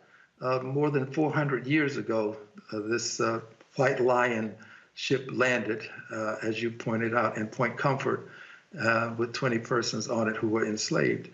And while we passed it in the House, there was one. Ms. Cheney did vote with us on this. So in that sense, it's bipartisan, but barely. And what we'd like to do is now, rather than move immediately to the Senate with it, the president can sign an executive order. That ultimately is what we're trying to accomplish. We want to get the president to sign an executive order similar to the way former President Trump signed an executive order honoring Holocaust remembrance. We would like to get this president to do a similar thing. And if he would do this and give it the recognition that it deserves from the country that enslaved people, I think that would be very meaningful. It would say something about the country, how far we've come, about our desire to atone for the atrocity. So our next move is to move toward the president to try to get the president to sign an executive order. We'd like to get it done for this year, for August the 20th, this year. That would be great if he would. My hope is that he will, and we'll be approaching the president about doing this. All right then, Congressman Al Green, we certainly appreciate you joining us, letting us know about this, and we'll see what happens. Thank you very much. Thank you. All right, we appreciate it. Thanks a lot. Folks, let's talk about congressional inaction. The House moved on a bill that would extend relief to many veterans who have been impacted by these toxic pits, these toxic burn pits. Now, it passed in the Senate a couple of months ago, 84-14. But there was an error in it, so they came back to fix that. Well, Republicans blocked this in the United States Senate. I mean, literally, it's DOA. It was 55-42. They would not vote for it. Now, here's what they claimed. They claimed that, so what happened here was McConnell said that if Democrats don't move on using reconciliation to raise taxes on the rich and deal with climate change, that they would support this bill. Well, what happened was the bill got passed in the House. Then Dems announced this deal with Manchin. Republicans got pissed off, so therefore they voted against this bill. Right now you have Senator Susan Collins saying that because Democrats are going to put forth this bill to deal with climate change and taxes, that she's even saying Republicans may doom a bill to codify same-sex marriages. They're upset because Democrats are using their power. Isn't that what you're supposed to do? Didn't they tell us elections have consequences? That when you win, you're in control? I did recall that that's what Mitch McConnell and others actually saying, right? I think so. Well, comedian Jon Stewart, he has been very much involved on Capitol Hill for quite some time on veterans issues. And he came to D.C. today. And when I say Jon Stewart went to the Reese Colbert School of Preparing for a News Conference, that's exactly what he did. Listen to this, and I'm going to play all of it. I sent John an email saying, John, I'm playing all of this. Folks, listen to this 9-minute and 38-second response, what Jon Stewart had to say to these shameful and despicable Republicans who sit in the United States Senate. So ain't this a bitch? Yeah. Ain't this a bitch? Yep. America's heroes who fought in our wars, outside sweating their asses off, with oxygen, battling all kinds of ailments, while these motherfuckers sit in the air conditioning, walled off from any of it. They don't have to hear it. They don't have to see it. They don't have to understand that these are human beings. Do you get it yet? Do we see that these aren't heroes? These are men and women, mothers and fathers, sisters and brothers that we just let stand outside in the heat when they can't breathe. I'm going to read you something. This is beautiful. I'm going to read you something beautiful. You know what? I said a curse word, and I'm sorry about that. That was my fault. Let me say something beautiful. This is a tweet from Senator Rick Scott of Florida from yesterday. It's beautiful. And I'm sorry about the cursing, and let me say something beautiful to make it up to you. I was honored to join the USO today and make care packages for our brave military members in gratitude of their sacrifice and service to our nation. And there's a beautiful picture. I wish you could see it. He's standing with a little package. Did you get the package? I think it has M&Ms in it and some cookies and some moist towelettes. I don't even know, honestly, I don't even know what to say. I've been coming down here 10, 15 years. I'm used to the hypocrisy. Christina Keene will tell you from VFW. She sat in an office with Mitch McConnell and a war veteran from Kentucky, and he looked that man in the eyes and he said, we'll get it done. And he lied to him. Because Mitch McConnell yesterday flipped. I'm used to the lies. I'm used to the hypocrisy. Senator Pat Toomey won't take a meeting with the veterans groups. Sends out his chief of staff. I'm used to the cowardice. I've been here a long time. Senate's where accountability goes to die. These people don't care. They're never losing their jobs. They're never losing their health care. Pat Toomey didn't lose his job. He's walking away. God knows what kind of pot of gold he's stepping into to lobby this government to shit on more people.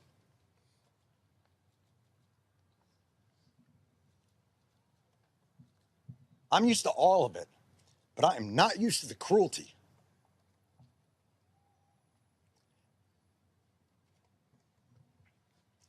They passed it. June 16th, they passed the PACT Act. 84-14. You don't even see those scores in the Senate anymore. They passed it. Every one of these individuals that has been fighting for years, standing on the shoulders of Vietnam veterans who have been fighting for years, standing on the shoulders of Persian Gulf War veterans fighting for years, Desert Storm veterans, to just get the health care and benefits that they earned from their service. And I don't care if they were fighting for our freedom. I don't care if they were fighting for the flag. I don't care if they were fighting because they wanted to get out of a drug treatment center or it was jail or the army. I don't give a shit. They lived up to their oath. And yesterday, they spit on it in abject cruelty. These people thought they could finally breathe.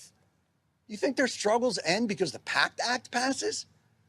All it means is they don't have to decide between their cancer drugs and their house.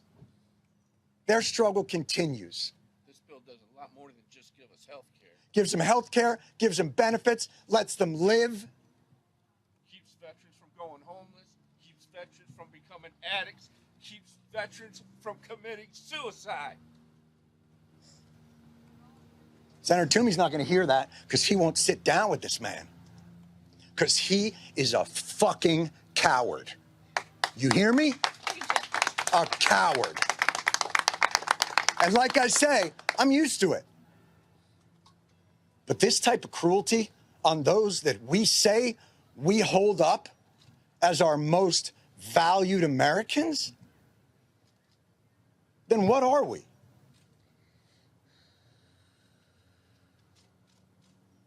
Pat Toomey stood up there, Patriot Pat Toomey, excuse me, I'm sorry. I want to give him his propers. I want to make sure that I give him his propers. Patriot Pat Toomey stood on the floor and said, this is a slush fund. They're going to use $400 billion to spend on whatever they want. That's nonsense. I call bullshit. This isn't a slush fund. You know what's a slush fund? the OCO, the Overseas Contingency Operations Fund, $60 billion, $70 billion every year, on top of $500 billion, $600 billion, $700 billion of a defense budget. That's a slush fund, unaccountable, no guardrails. Did Pat Toomey stand up and say, this is irresponsible, the guardrails? No, not one of them did. They vote for it year after year after year. You don't support the troops, you support the war machine. That's all you care about. He personally signed the proclamation to send me to war. Boy, they haven't met a war they won't sign up for, and they haven't met a veteran they won't screw over. What the fuck are we? Barbaric. It's barbaric. And now they're going to go away. Pat Toomey says, I've got veterans groups behind me. I call bullshit. These are the veterans groups. VFW, American Legion, IAVA, Wounded Warriors, DAV, AMVETS. They're all here. This is the veterans community, Senator. They don't stand behind you. In fact, you won't let them stand in front of you. He's a coward. Cowards, all of them. Cowards, all of them. And now they say, well, this will get done. Maybe in the after we get back from our summer recess, maybe during the lame duck, because they're on Senate time. Do you understand? You live around here. Senate time is ridiculous. These motherfuckers live to 200. They're tortoises. They live forever, and they never lose their jobs, and they never lose their benefits, and they never lose all those things. Well, they're not on Senate time. They're on human time, cancer time. Don't you have families? Don't you have people who are deciding how to live their last moments? I know some of them. They've been down here advocating with us. They spent their remaining time advocating so that other soldiers didn't have to face the indignities and the depravity and the desperation that they faced. And none of them will hear it. And none of them care. Except to tweet. Boy, they'll tweet it. Can't wait to see what they come up with on Veterans Day, on Memorial Day. Well, this is the reality of it. I honestly don't even know what to say anymore, but we need your help because we're not leaving. These people cannot go away. I don't know if you know this. You know, obviously, I'm not a military expert. I didn't serve in the military. But from what I understand, you're not allowed to just leave your post when the mission isn't completed. Apparently, you take an oath. You swear an oath, and you can't leave. But these folks can leave because they're on Senate time. Go ahead. Go home. Spend time with your families because these people can't do it anymore. So they can't leave until this gets done. Because these people will not give up, they will not give in, and they will not relent. This is an embarrassment to the Senate, to the country, to the founders, and all that they profess to hold dear. And if this is America first, then America is fucked. Wow. I'll let Erica respond first because of your military service. He let it all hang out there, Erica.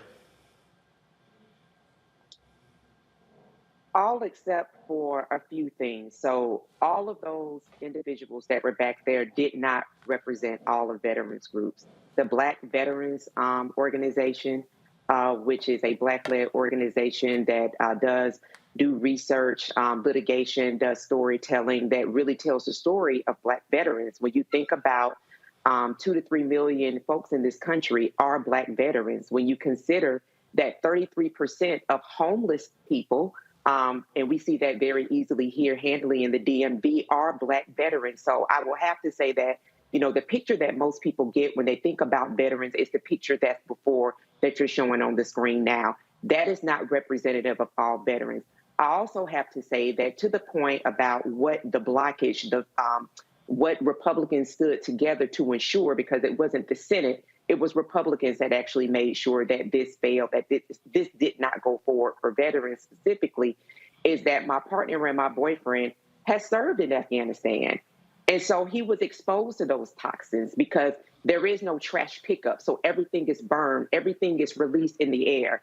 So I am with him when he's up coughing all throughout the night and there's not a medication that he can take. It's something that's in his system. So as a person that is intimately involved with a person that's been exposed to these burn pits, and then for the question to be, well, why don't people go and just fill out the documents, fill out the paperwork for getting help? Well, then there are barriers there as well, which is why I would encourage people to go to blackveterans.org, that particular organization. When you look to see the barriers that Black veterans face when it comes time to seek to get those benefits, to seek to get help around these things that have happened on a very large scale, that you have folks that are in positions, doctors that are in positions. So now here we are talking about disparities again. And you see that claims that Black veterans make with regard to being exposed to toxins and the different outcomes as it relates to having been exposed to those toxins, the outcomes that they have, how those claims usually don't go through or go through at a much lower rate than white veterans. So there are all of these different systems that are in place that are repressive to Black veterans. And so I would say that when people think about Black issues, Black veteran issues are Black issues. So this is something that the Biden-Harris administration did put forward to say that we want to make sure that veterans do receive some level of relief, that we want to make sure that veterans do have expanded health care. But you have Republicans that are standing firm to say, we don't care, you don't, and we feel like you don't deserve it, and we're going to ensure that it's blocked, even if it's for people that look like us. So I would just say, as a person who is a veteran, a person who is from a family of veterans, someone who is intimately involved in veterans, that when we think about the issues that are, when we think about the fallout from this, I would love for everyone to intimately think about how this impacts not only the veteran community, but the Black veterans that are within the community as well. Bottom line here is, Reese, we can look at a number of bills where Republicans have voted against veterans, and this is where, if you're Democrats, you should be hammering these fools in congressional districts, in Senate races. And as Jon Stewart said, they have no problem funding the war machine, but they don't care about those human beings who we also call soldiers. Yeah, you're absolutely right. First, let me thank Erica for that brilliant breakdown. I think you gave a lot more substance in that than even what Jon Stewart did in his 9-minute speech. Not particularly impressed by it, but I do hope to see all the people who get their panties in a bunch about me cussing every week. I hope to see all your comments in the comment section after this about how horrible it is. Because I can say in 1 minute, wrapping it up, from what Jon took 9 minutes to say. Republicans ain't shit. They ain't never gonna be shit. They don't give a fuck about anybody. They don't give a fuck about them, about veterans, children getting their heads blown off, Black people getting blown up getting shot in grocery stores, women, children, 10-year-olds getting raped and getting pregnant by their rapists. There's a whole list of things they don't give a fuck about. So this whole, if this is America, we're fucked. We've been fucked. I don't know where the hell Jon Stewart has been. But I do give him credit because that's something that's going to go viral and it's going to bring attention to how terrible Republicans are. But what he didn't say is that every damn Republican needs to be voted the hell out. At Toomey Odas, yes, he is retiring, but you got crazy ass Mehmet Oz in Pennsylvania. You got all kind of people up and down the ballot box that needs to be voted out in 2022 period. So I would like to have seen him take that extra leap. But the bottom line is you can't make appeals to Republicans about the humanity of people, about logic, about, calling out hypocrisy, because they really just flat out don't give a damn. There's no reasoning with them. The only solution is to vote their asses out. And then the last thing I'll say, I do hope we'll get a chance to revisit a little bit of that conversation earlier about the Black survey, because I do have some comments on that. But if you don't want to revisit it, fine. But I wanted to put that out there. I would like to revisit a little bit of that. Greg, the candidate who's running for the Democratic nomination for the United States Senate in Missouri, he, let's just say he's got a few words to say to Republicans. Lucas Kuntz, he followed. I didn't realize he was following me on social media, and he just sent me this DM, and I want to show it. This is what he just posted. Stationed in Iraq, I lived near an open air burn pit. Smoke filled the air all the time, and I had to run through it. To the Republicans who decided to screw veterans like me today, fuck you, every last one of you. I mean, this is. I mean, look. I mean, and the thing, and I know people who are watching, and they're like, oh, all that cussing. I know it's gonna be somebody sitting here sending me an email saying the Lord is against cussing. And all sort of stuff like that. I got you. That's fine. But here is the reality, Greg. We have to sit here constantly and watch these Republicans wave the flag and talk about first responders and the veterans, and they were trashing Kaepernick. How dare you disrespect the American military, the families, the Gold Star families. You won't even kneel. You punk asses won't even provide them the health care. And this is not just even on this. The folks with Vote Vets have been highly critical of them in the past when they have stood out against. And what they'll do is they'll trash any Democrat that's saying you're weak on the military, you're weak on defense. And then what they do is they force them into giving them more money to the Defense Department. I mean, hell, they added, I saw a story where Congressman Anthony Brown said, you know, in the committee, in the House Armed Services Committee, 30 or 40 billion was added above what Biden was asking for. He said wasn't even a debate. But they don't sit here and care about them when they come back. And this is truly shameful. It would be shameful if there are any morals involved, but we know they're not. I mean, Erica laid it out. When they say military, they mean white nationalism, and they would spend all of your tax money. I mean, it's not going to improve. You know, penis envy is real. And in the case of Mitch McConnell, yeah, the answer is very simple. Charles Booker. What did Gary Chambers tell you on this very program, Roland? I mean, it's enough people in Louisiana to send John Kennedy's punk Klan adjacent ass home forever.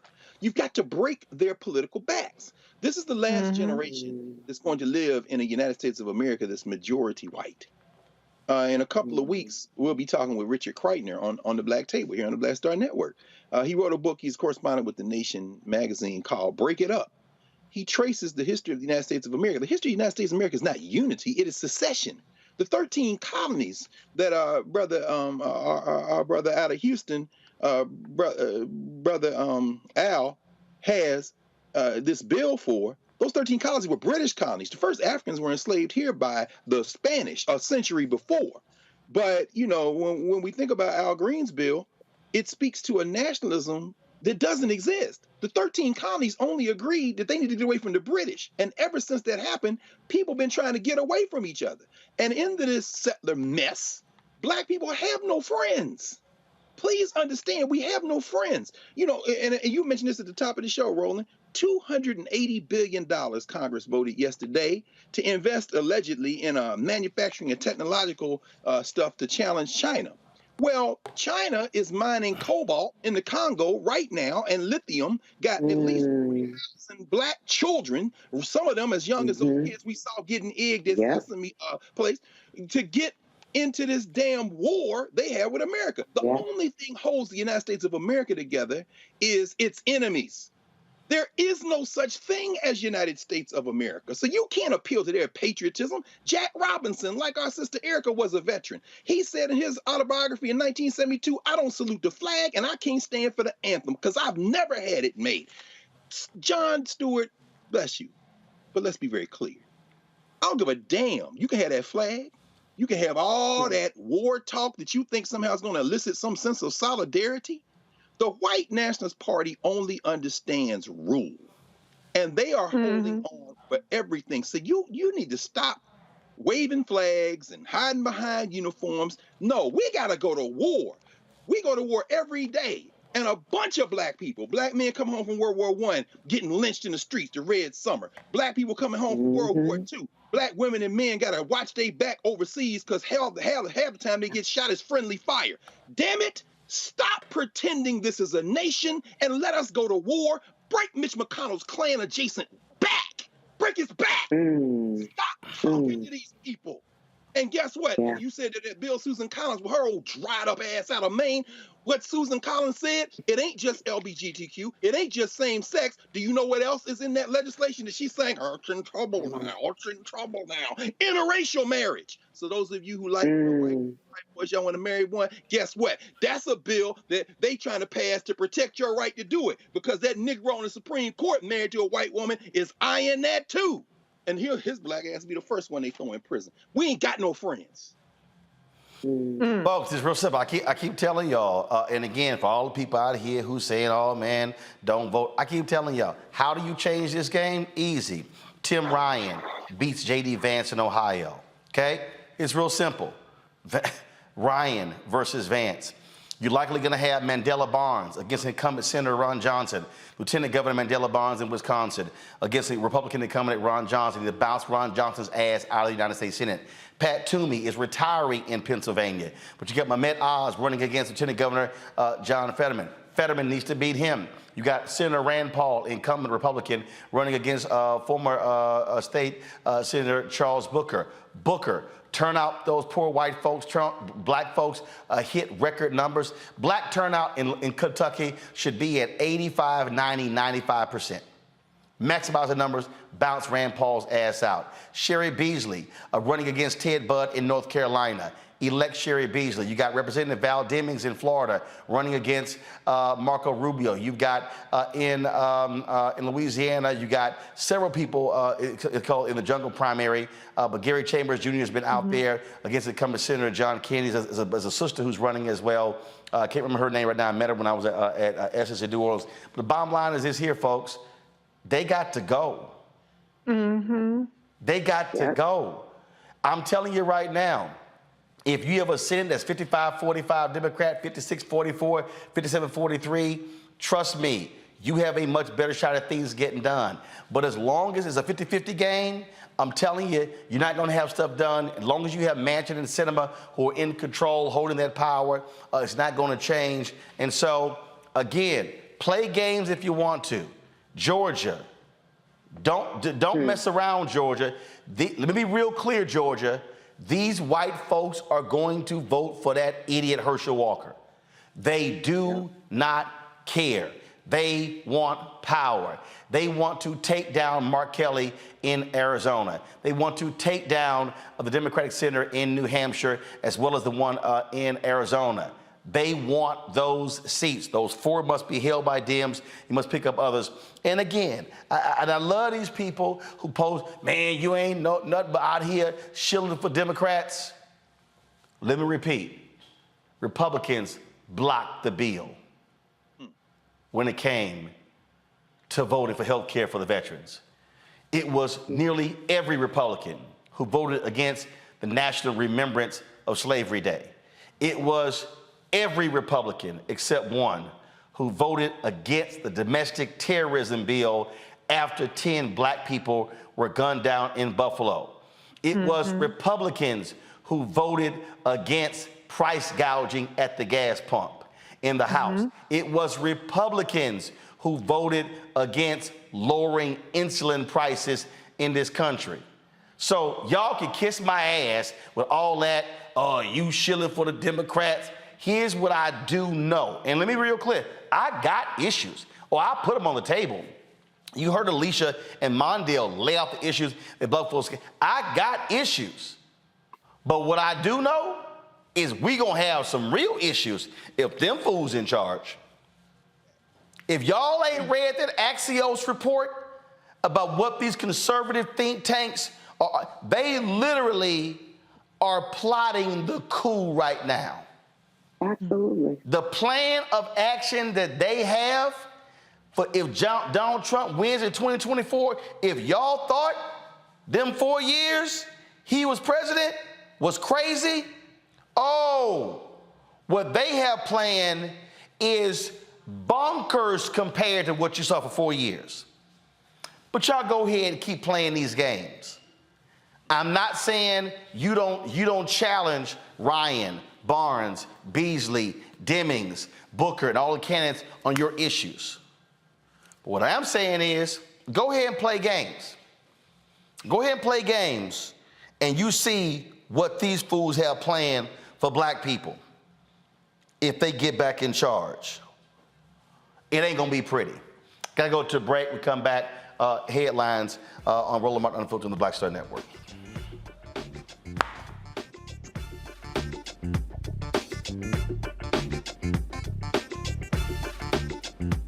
Sexy to me is the exact same feeling as running water, ever flowing. Water always finds a way to get through. And so when you know that you're sexy, there are no questions about it. It is an ever-flowing emotion. It is an ever-flowing feeling. Mm-hmm. When you question it, though, you stop the water. I struggle with this a lot, mainly because I've been told what sexy should look like, what it should feel like. As a model who did Sports Illustrated, you're told that this is what sells sexy, but then you travel the world and what's sexy to one person is not sexy to another person. I'm more of a mindfuck kind of person. How can you stimulate the brain? Mm-hmm. To me, that's sexy.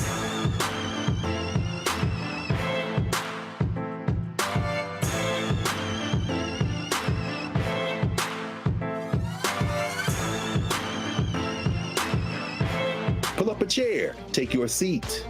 The Black Tape with me, Dr. Greg Carr, here on the Black Star Network.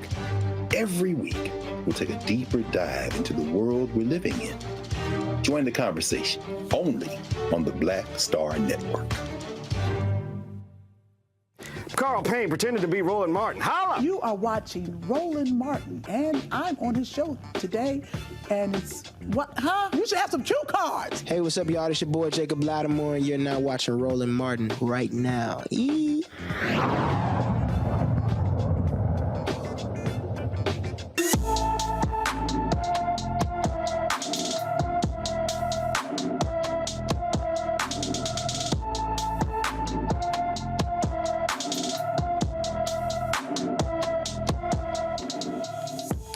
All right, folks, our black and missing for the day. Avery Potts disappeared from Dallas on July 19th. A 13-year-old is 5 feet tall, weighs 178 pounds, with black hair and brown eyes. Anyone with information about Avery Potts should please call the Dallas Police Department at 214-744-4444, 214-744-4444. In Mississippi, a white man finally gets arrested for attempting to run over 9 black teenagers. Parents and community members are still outraged at 49-year-old Mark Hall after he posted a video of himself driving his truck into a group of black teenagers riding their bikes in Ripley, Mississippi.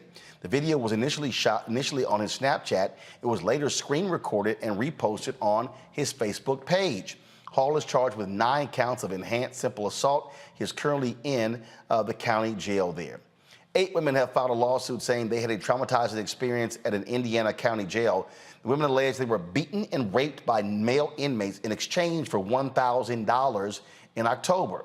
They say a Clark County jail official gave the male inmates the keys to the pod the women were in and stood by while they were getting attacked. The women say they were punished by the guards who kept the lights on for 72 hours, interrogated them, and removed all their personal belongings. The Clark County Sheriff's Department says one now fire officer is responsible for the entire incident. David Lowe is charged with trafficking with an inmate, aiding escape, and official misconduct. The women say they still suffer mental and physical damage after the terrifying incident. In 2018, the Bureau of Justice reported over 27,000 rapes happening in prison. Staff members committed 42% of them, while other inmates committed 58% of those rapes. And folks, how about this here? A black Trump supporter who said in court that he actually wasn't black because he was MAGA. He participated in the January 6th insurrection. He received actually tied someone else for the longest jail sentence for those impacted on January 6th. Mark Ponder, a native of D.C., was sentenced to 5 years in federal prison for assaulting law enforcement with a fire extinguisher during the January 6th insurrection and breaking a riot shield. After his arrest by the FBI, Ponder refuted Trump's false claims about the 2020 election in the Supreme Court. The FBI has arrested around 850 people in connection to January 6th, with hundreds of cases in the works. I got to say, it was pretty hilarious, Reese, him saying, oh, no, I'm not, I'm sorry, I'm not black. I'm not black. No, I'm MAGA. That's what he said. He said, I'm not black, I'm MAGA. Oh, like you not black, you OJ? Well, shit, they got OJ up too, okay? So if anybody was gonna go to jail, it was definitely gonna be your black ass, and they was definitely gonna throw the book at you. So it probably doesn't pay to be an insurrectionist, foot soldier of white supremacist, home boy. He is back. My ass going away. No, I'm swinging. He's not black, he's back. My ass going away. Listen, he F-A-F-O. Wait, stay here. He F-A-F-O. He fucked around and found out. So he sure did. Got those 63 months, baby, those 5 years and 3 months, another quarter. So shout out to Mark Ponder. And it was mentioned that he had decades of a criminal record. I said, look at that. You're getting the all-star black treatment. They are rolling out the carpet, baby, not just talking about the crime that you committed for which you're being jailed for, but they went back decades to say that you are a career criminal. So I hope that he gets in real good with the Aryan Nation there at the prison that he'll be in. Shout out to Mark Ponder, a latest victim of FAFO. But he got his N-word wake-up call. But even though he got his N-word wake-up call, it wasn't that much an N-word because he got a lot of licks in for a black man hitting an altercation with the police. I mean, he was beating them cops' ass. Normally, we do not see black people survive those kind of encounters. So if he wasn't a MAGA person, I might almost have been rooting for him just for the culture to have gotten a couple of licks in. I'm not saying I'm not condoning violence against the cops, the Capitol Police. They wasn't doing anything wrong in that case. But I'm just saying, for all the licks that he got in, he survived it and he got 5 years. I don't think that's a bad deal, even though he got more than most people did. Greg, bottom line, as far as I'm concerned, for this dumbass, some people like, well, you know, this is unfair that the black man got the most. No, he got traded. He ain't on team. He not on Team Black. You're right. Well, you know, and here, kind of again, it brings it all into perspective, doesn't it? The judge, the U.S. District Judge that handed this sentence out, actually contemplated giving him more. He actually gave him 3 months over the prosecution's ask.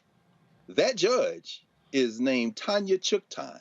She is an African American. She's from Kingston, Jamaica, raised here, went to school at George Washington here in the district, and she has been holy hell on the January 6th protesters. There are many more that are going to appear before her before it's done.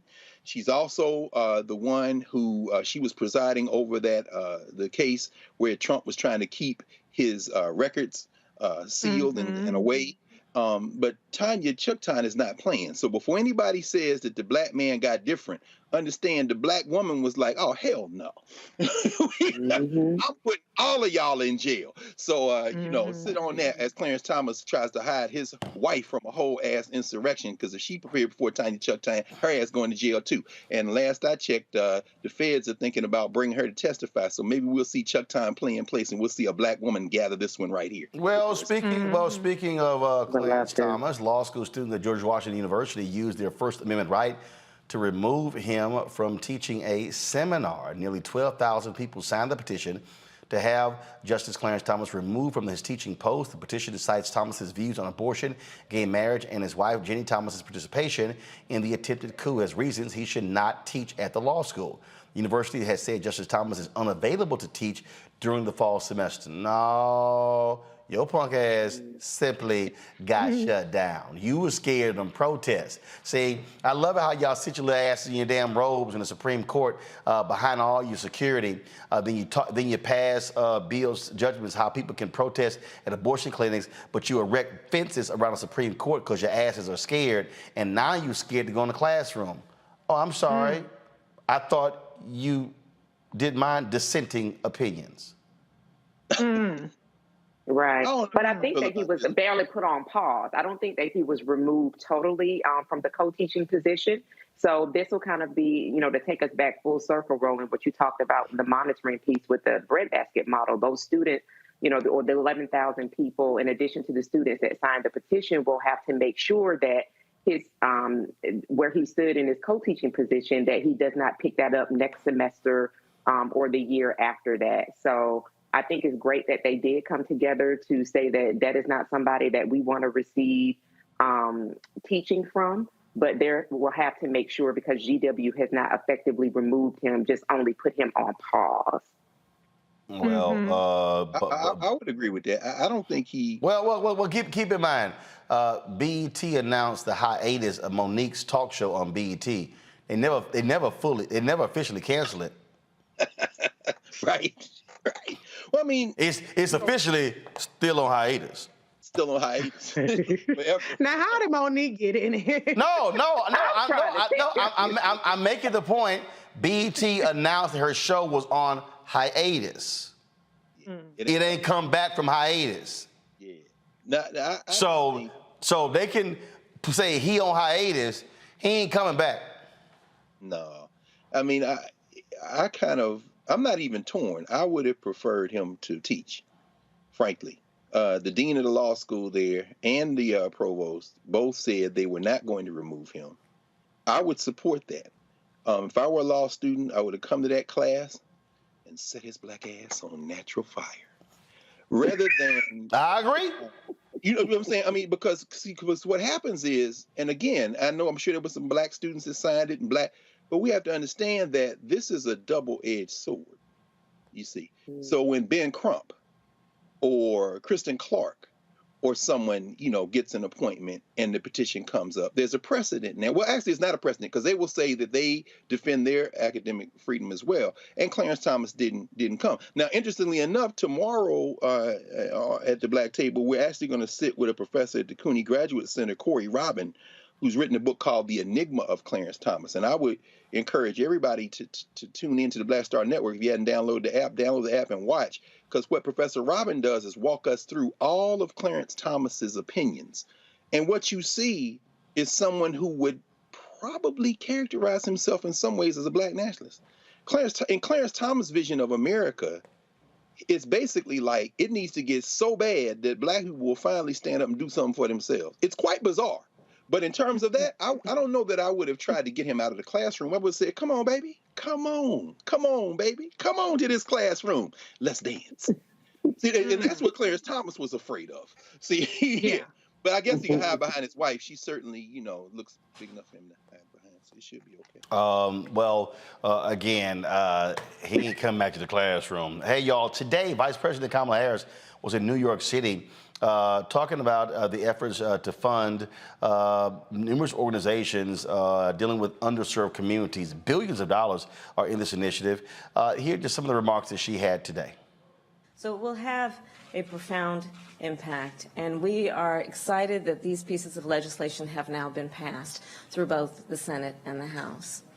And in the meantime, of course, while that is going through its process, our administration remains focused on additional efforts to build a strong economy, an economy that works for all people. And that's why we are here today, gathered with leaders from our administration. As I mentioned, the administrator of our Small Business Administration, Isabel Guzman, who I've traveled the country with, and I thank you for your work. Our Deputy Secretary of the Department of Commerce, Don Graves, who is just an extraordinary leader, so talented and experienced. We're lucky that you have decided to come back to public service. And we are joined by leaders of this great city and state, including, of course, the great mayor, Eric Adams, who is here and has been doing extraordinary work. There he is. I thank you, Mayor Adams. We have met and convened and talked about your leadership here in New York, in Washington, D.C., in the White House, and in many other places, and so I send you best from the President. And Lieutenant Governor Antonio Delgado, who is here, who I knew from his work in Congress, and now he is a leader of this state and really is one of the shining bright stars of our nation. So, Lieutenant Governor, I'm glad to be with you this afternoon. and to all the community and corporate leaders who are here, because this gets me to what we're about to talk about, which is why we are here on the occasion of this visit. America is a nation powered by the ambition and the aspiration of her people. The ambition and the aspiration to turn dreams into reality, including the aspiration and dream to start a business, to own a home, to get an education. That is the energy and the ambition that has always been a driver of America moving forward. It creates jobs, it sparks innovation, it expands the economy, and it makes our nation more competitive. But achieving that success requires a number of very specific things, and in particular, it requires access to capital. For what? Well, for example, to buy inventory, to make a down payment, to hire employees, and it requires access to financial services. Services like checking and savings accounts, home and auto loans, financial education and advice. And what we know is not everyone in our nation has equal access to this essential support. Consider, for example, in our nation, Black entrepreneurs are 3 times more likely to report they did not apply for a loan for fear of being turned away by a bank. That fear being based on the stories and the experiences of their family, friends, and neighbors. Black and Latino homeowners are rejected by traditional financial institutions at a higher rate when applying for home loans. And this is the case even when they have credit profiles that are similar to other applicants. For many Asian American business owners, in particular immigrant business owners, language barriers limit their ability to access capital and banking services. And people who live in rural communities, including many Native Americans, often lack access to traditional financial services of any kind. So like many of you here today, I have worked for years to address these disparities.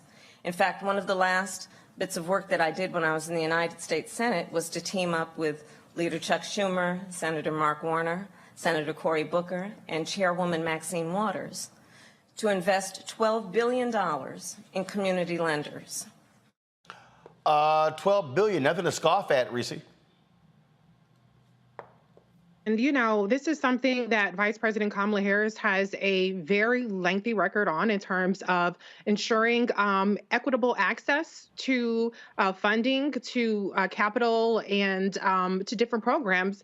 And I think that this administration has been especially good at ensuring that when money is put out there, that there is access for minorities, Black people specifically, that normally isn't there. So going back to the conversation a little bit earlier, I do take exception when there's kind of narratives being pushed about a lack of engagement, a lack of even attention being paid to the Black community when you have somebody like the Vice President of the United States, not somebody like the Vice President of the United States she's really been barnstorming the country, primarily focusing on Black major conventions, as well as going to these states, these critical states that we need in the midterms, but also going to red states like Indiana and meeting with Black legislators, Black lawmakers, and really convening people from across the country to mobilize around a lot of these issues. So one of the things I would like to see, instead of consistently perpetuating perceptions about what's not being done, if we could have more conversations like the one that you are facilitating by showing Vice President Kamala Harris's remarks and show what's actually being done. We can argue if it's enough or not, but I know that the many times that I've been at the White House and I've written articles and I've covered the leadership of Vice President Kamala Harris in particular, it gets crickets. When Kamala says that she's a woman in a blue suit, everybody and their mama sees that shit, but nobody sees stuff like this. And so I just want to challenge us to be more aware of what's going on and to have these conversations that aren't feelings-based, but are facts-based. And if you don't know, then let's have a conversation and let's talk about it instead of just always defaulting to these long-standing narratives that I don't think hold true as much when you look at leaders like Vice President Kamala Harris, people in the administration like Environmental Protection Agency Administrator Michael Regan, who really does exceptional work, and you almost hear nothing about him. Secretary Fudge, who does exceptional work as well. Let's have some conversations that are fact-based. So, and the one last thing I just have to get this out, because when the mayor said we wouldn't need scorecards if we're engaging, that's no. The reason why I suggested it to Ice Cube scorecards is because that level sets the conversation, and we can all go off of the same set of facts, because we have too many feeling-based conversations, too many conversations that are fueled by what people see on social media. Usually it's disinformation that they react to and get all spun up about, and we aren't even talking about what's really being done. And we're not even fighting the things that we really disagree on, because we fighting on some shit that ain't even true to begin with. We're talking about $12 billion, Erica, from a coalition of 23 companies and foundations to underserved communities. And we talk about that money going to community lenders. I mean, that directly impacts Black-owned businesses.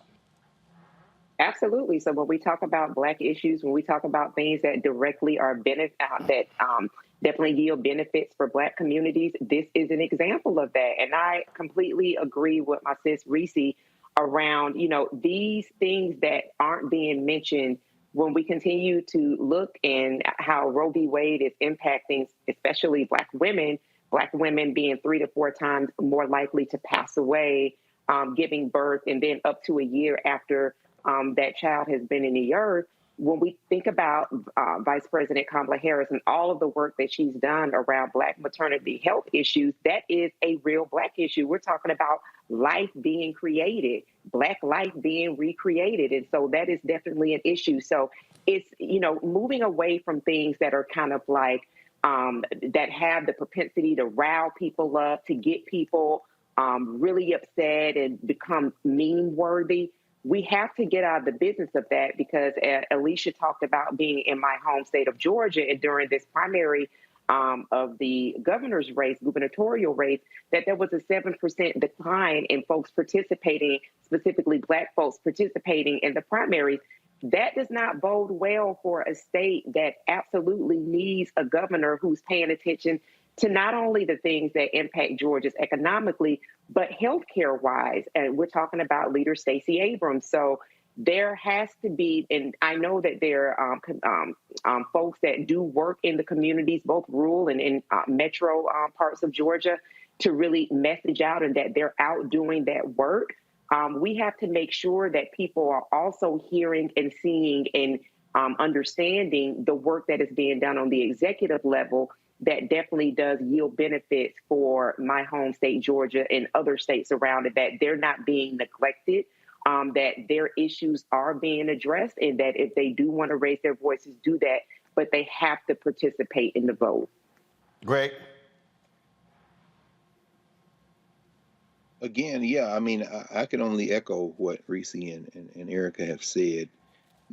Kamala Harris, regardless of any political differences any of us might have with the Democratic Party in general, with the vice president, or anyone else in this administration in particular, I think it's fairly, what am I saying? I think it's fairly clear. Everyone, I think it's unanimous for observers that this administration has not used her well, has not cut her in as a full partner in the project.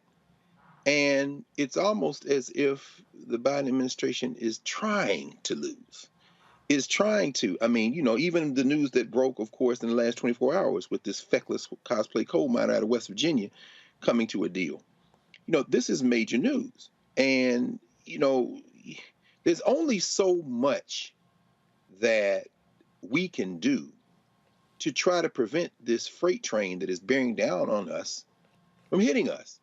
Kamala Harris could be used much more effectively in many more ways, but it's almost as if in that White House, she is not only an afterthought, it's almost like you got to work to kind of evade the vice president like that. Whatever skills, whatever talents, whatever abilities she has, whatever demonstrated capacity to kind of push that she has, and certainly she spent time in the United States Senate before she came here.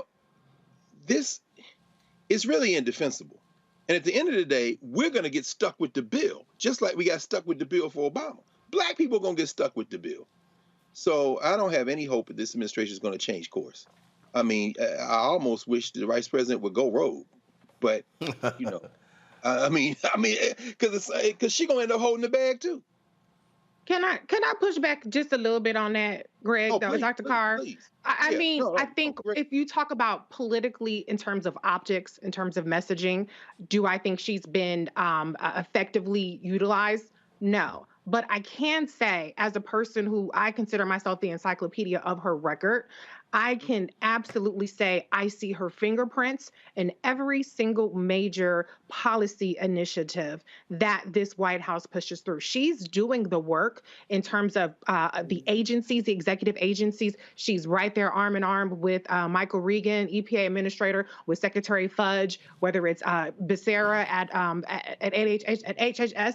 She is convening executive. She's doing cross, agency collaboration. And that was a hallmark of her work when she was Attorney General in California. So I won't accept that she is not being utilized in terms of doing the work. She's absolutely doing the work. Now, is she getting credit for it? No. Is she getting beat up in the media? Absolutely. But I do think we're seeing different policy outcomes and different priorities than we would have otherwise seen if Vice President Kamala Harris was not in that seat. I can say that unequivocally. Yeah, no, absolutely. In fact, thank you, Reese, but I would accept that 100%. I'd accept that 100%. What I was talking about was exactly what you just said. She's not getting, there's no penetration of any of what you just said. And it's one thing for you to say it. It's one thing for us to say that and embrace that. It's quite another for her not to be able to embrace all of that. Because if people heard that, whatever individual line by line thing they might want to say, they could not say she's not doing the work. And I'm just bemused as why she can't, So no, I'm with you 100% on that. Absolutely. Absolutely. All right, folks, we have lost some great people. Emmy-nominated actor Tareen Black died at the age of 82. He made appearances on sitcoms such as Sanford and Son and Good Times before rising to prominence for his role as Detective Neil Washington on Hill Street Blues. His performance earned him an Emmy nomination for Outstanding Supporting Actor in 1982. Black was also an advocate for adoption. He adopted 10 children and eventually became a national spokesman for adoptive services during George H.W. Bush's presidency. He is survived by his 12 children, 18 grandchildren, and 2 great-grandchildren. Again, Tareen Black was 82 years old. Emmy-winning character actress Mary Alice Smith, she has died of natural causes. She was 85. The actress, her family announced her passing today. The star on the stage and the screen is best known for her role as Letitia Letty Bostick on NBC TV's sitcom A Different World and Effie Williams in the 1976 musical drama Sparkle. Mary Alice also performed on Broadway and won an Emmy Award for Outstanding Supporting Actress in the Drama Series in 1993. She also won a Tony Award in 1987 for Best Featured Actress in a Play. Mary Alice, of course, she participated in The Matrix as well. Mary Alice Smith, again, passed away at the age of 85. The founding president and first CEO of Black Public Media has passed away. Mabel Haddock died of kidney disease Saturday in New York City after a brief hospitalization. She created the National Black Programming Consortium in 1979 after seeing a need to diversify the stories told on TV. She also supported Black filmmakers and producers in their films, TV programs, and series. Now known as Black Public Media, the national media arts nonprofit focuses on creating and producing media content about the Black experience. A private funeral will be held in Clover, Virginia on August 4th with public memorials in New York and Columbus, Ohio. Haddock was 74 years old. And Hollywood Black Film Festival founder Tanya Kersey, She passed away last week at the age of 61 of cardiac arrest at a hospital in Rancho Cucamonga, California. Before founding the Hollywood Black Film Festival, Kirstie worked as an actress, model, entertainment journalist, and radio host. She first launched the film festival in 1998 to celebrate black cinema by bringing together established talents of independent films and filmmakers. The festival screened more than 1,000 independent films in the U.S. And 25 other countries. Tanya Kirstie, folks, dead at the age of 61. And I certainly knew Tanya. I covered the Hollywood Film Festival. We'll often run into her, talk with her. So she certainly was one of the leading voices in amplifying black folks in cinema. So certainly our thoughts and prayers go all the loved ones, the family of all of the folks who we mentioned who are now ancestors. That is it for us, folks. Erica, thanks a bunch. Reese, thanks a bunch. Great. We appreciate it as well for joining us on this week's panel. Thank you so very much, folks. We want y'all to support us in what we do. What we try to provide for you is something that no one else is doing right now. A daily 2-hour, sometimes 2.5, news show that speaks to our issues, but it's not just Roland Martin Unfiltered. It's also the 6 other shows on the Black Star Network. Of course, Deborah Owens' show, Financial Literacy, airs on Monday. Then you've got Reverend Dr. Jackie Hood Martin show on Wellness, Balanced Living. That show, you got Faraji Muhammad, his show every single day. You got Greg Carr in his weekly show. You got Stephanie Humphrey with The Pivot on her show, talking to entrepreneurs. We got Roland with Roland, which airs every 2 weeks. We've got a fantastic interview with Damaris Lewis. She's an actress. She's a dancer. She performed with Prince. Folks, you don't want to miss that interview with her. So go to the Black Star Network app and check it out. We got lots of content on there, a lot of stuff that you've missed. So go to the app. How do you get it? You download it. Apple phone, Android phone, Apple TV, Android TV, Roku, Amazon Fire TV, Xbox One, Samsung Smart TV. You can download it on all of those platforms. And of course, we want you to support our Bring the Funk fan club. Your dollars make it possible for us to do what we do here.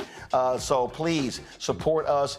Checks and money orders go to P.O. Box 57196, Washington, D.C. 20037-0196. The Cash App is $RM Unfiltered. PayPal is R Martin Unfiltered. Venmo is RM Unfiltered. Zelle is Roland at RolandSMartin.com. Folks, thanks a bunch.